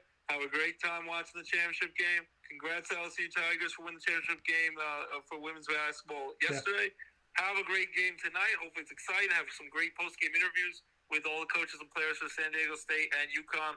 Love to see the underdog Cinderella story win. Yeah. But in the end, I'll go with UConn winning it all. But it's been a great run for the Drive, covering the whole NCAA tournament, March Madness with you. Hope to do it again, bigger and better than ever, each and every year.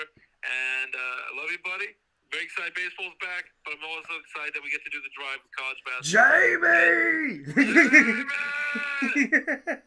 So in the end, you have two things to remember. Jamie! And watch the do-over, and I'll add a third thing. Find Sharon the Bear, because it will make your life sweet forever. So that's your one goal in life, Dan. Find you Sharon the Bear, or find you the Sharon Bear out there in the world that will make your life beautiful, because it will make the whole world so much sweeter for you once you. Ross is asking for me to find someone who knocks on my window at 2:00 in the morning. I think that'll be perfect. You're soulmates. You'll live together. You'll have 20 babies. You'll have enough kids to have 2 football teams and have a great life together. You and Sharon the Bear. Enjoy Championship Monday. One shining moment. Jim Nance's final call, play-by-play for college basketball championship. Enjoy it tonight. UConn's gonna win it all. Hope San Diego State keeps it close.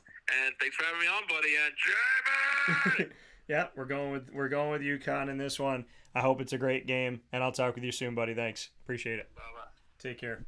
That coming from Ross Turetsky one more time here on Wake Up Call with Dan Tortora. With me in the drive that we've done for over a decade, the drive with a capital D and a capital R for Dan and Ross, bringing you through the NCAA tournament for over 10 years together. Appreciate it, and I love them so much. Fellow Marywood alum. We'll take a step aside, and we'll wrap up the show. We've gone 3 hours today, and we'll be wrapping it up right after this.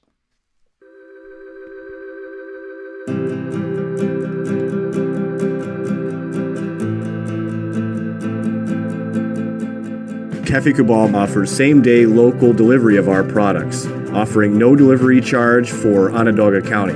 Shop cafecabal.com for fresh roasted coffee beans, cold brew, travel mugs, and all your essential Cafe Cabal needs. Cafe Cabal, coffee for the soul.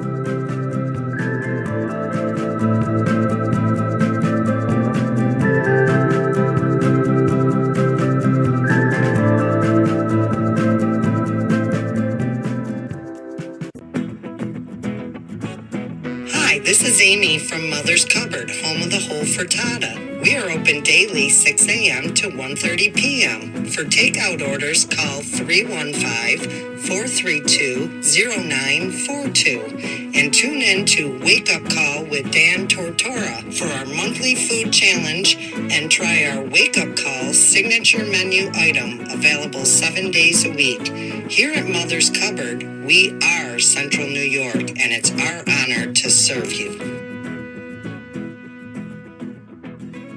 Ma and Pa's Kettle Corn and Popcorn Factory remind us that every day is worth celebrating. Find them at 201 Old 7th North Street in Liverpool, New York. Open Monday through Saturday in-store and all the time online at maandpaspopcorn.com. Serving our Central New York community and beyond. You can order all throughout the country at maandpaspopcorn.com. And remember to get your tins, which have in-store half-price refills forever. Ma and Pa's Kettle Corn and Popcorn Factory, available to you for fundraising and all of your events by calling 315-450-6272. That's 315-450-6272. Ma and Pa's Kettle Corn and Popcorn Factory. How corny are you?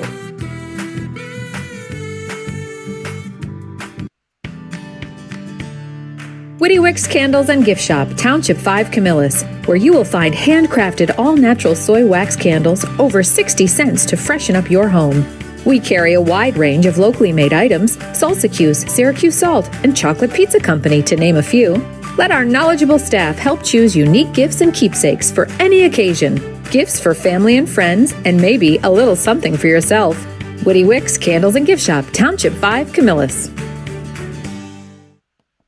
This is a special message from Merritt Brady, owner-operator of Chick-fil-A Watertown on 1290 Arsenal Street in Watertown, New York. Chick-fil-A for me has always been about the people. I think it starts with the strength and leadership of the Cathy family. It's just amazing to see a family-run business reach the altitude that they have. Second mile service is something that we embodied at my previous business, and the ability to make people feel like they're the only person at your establishment, that you are there to serve them that day and looking for those extra ways to make them happy, to anticipate what they need next is what makes me tick. And I'm going to have so many opportunities at Chick-fil-A to do that. It's one of my favorite things to eat in the world. My favorite application question or interview question when I'm interviewing is when I get to, have you ever eaten at Chick-fil-A? And a smile hits both their ears. You know, they can't even answer the question for a second. And when I see that, it's like, man, that's going to be a great hire. They already get it. They already feel it. They already know that we're different. The Chick-fil-A experience, it's a real thing. And then, of course, just our generosity and community involvement and making a positive impact in the lives of our team members, our guests, and the community in general, I think is really the secret sauce.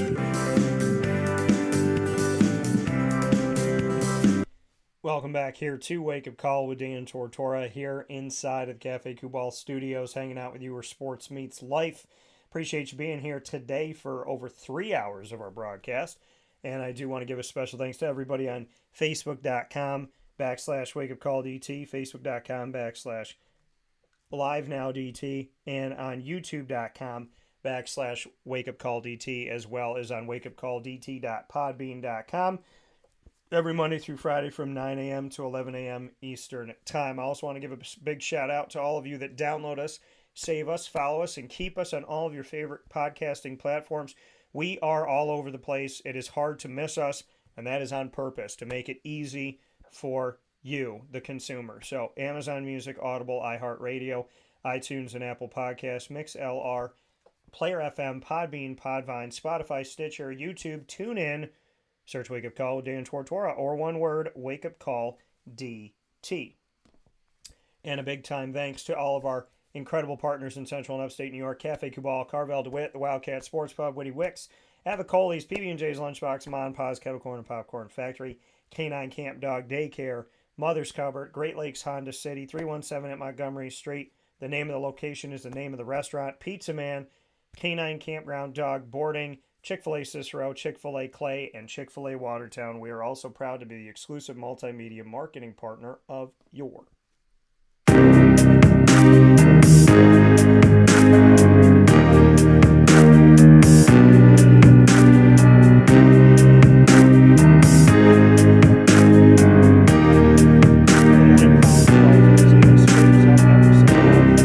Wake Up Call with Dan Tortora, where sports meets life, and we are proud to be the exclusive multimedia marketing partner of your Lemoyne College Dolphins. You can catch all of our content with the Dolphins new every Wednesday at 9 a.m. Eastern Time, first and third Wednesday of each month, with us celebrating the AD and DT featuring Athletics Director Bob Beretta and myself, Dan Tortora, every second and fourth Wednesday, bringing you the Dolphin Dive, diving into the stories of student athletes, as well as coaches, administration, future Dolphins, and alumni. The content is on the Lemoyne tab on wakeupcalldt.com. An ever-growing, expanding, and evolving spotlight on Lemoyne is there for you for free on the Lemoyne tab on wakeupcalldt.com. You can also track all of our content with Lemoyne that continues to grow and expand every single year by going to youtube.com/wakeupcalldt. And for more information on Dolphins, go to LemoyneDolphins.com.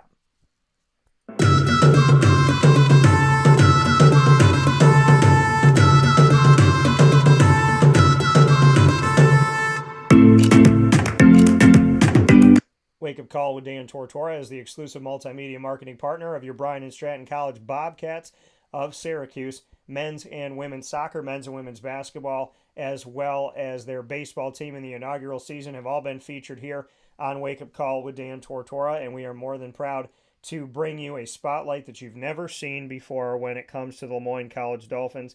It is our privilege and honor here at Wake Up Call with Dan Tortora and on Dan Tortora and for Dan Tortora Broadcast Media as a whole to cover the Bryan and Stratton College Bobcats of Syracuse. So much appreciation, much love, and much respect to the coaches and student athletes that we've had on the show and everything that is to come. Check our content out every single month with the Bobcats, and you can find it ever growing and expanding on the BSC Syracuse tab on wakeupcalldt.com. That's BSC Syracuse on wakeupcalldt.com. It's at the top of the page. Click on it, find it, love it, support it, appreciate it, save it for later as well, and send it off to your friends. And of course, you could get all of our Bobcat content by also going to our YouTube channel, youtube.com/wakeupcalldt, and searching Bobcat Buzz. So make sure you do that today. We appreciate y'all. We thank y'all for your support and your love for the Bobcats.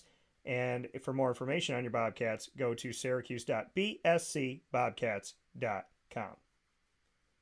With that being said, here on Wake Up Call with Dan Tortora, I want to thank you for being a part of the show. I want to thank you for camping out with us for 3 hours here on Wake Up Call with Dan Tortora. It's been a privilege, an honor, and a blessing to be able to have this time with you. So I really want to thank you for that and let you know how much it means to me that you've been with us all the way through today, especially for another hour. Under promise, over deliver. I had an incredible show with incredible hours spent with the incredible Brendan Murphy and DT and Murphy and Ross Turetsky and I in the drive, and all Marywood alumni. Shout out to my home of Marywood University. I love you, and make that phone call, Marywood, because there's a lot of things we can be doing. So a lot of great stuff. Mon Pa's Kettle Corn and Popcorn Factory. By the way, I want to thank Mon Pa's because they have set me up right. They have a new premium kettle corn called the Elvis, and it's banana with peanut butter. And I've been watching it throughout the tournament, or eating it while I'm watching the tournament, I should say. So big shout out to them. I saved a little bit for tonight, but it might be gone before the game starts because the game is at 9:20 p.m. Eastern time, as we've joked about, but that is the time tonight. So head out to Ma and Pa's all week long. They have prepackaged Easter baskets. They have a bunch of Easter treats that you can make your own Easter basket. And they have Easter tins that you can use for the rest of your life. Grab a tin, half-price refills for the rest of your life. And they have a new premium line of kettle corn. So a lot of great stuff to get, a lot of awesome opportunities. And this entire week, your Easter shopping can all be done at Ma and Pa's Kettle Corn and Popcorn Factory on 201 Old 7th North Street in Liverpool, New York. Make sure you go to our social media and watch the video I just did there about their Easter specials at Ma and Pa's on 201 Old 7th North Street in Liverpool by going to Facebook at Wake Up Call DT, Twitter at Call DT, and Instagram at Wake Up Call _DT. As always, God bless, no stress, do your best. Be good to each other, be kind, love each other, and Jamie! We'll talk with you soon. Have a great day, folks. Be well. And if you don't know that reference, watch Jingle All the Way, okay? I don't care that it's not Christmas time right now. Do it. You won't regret it.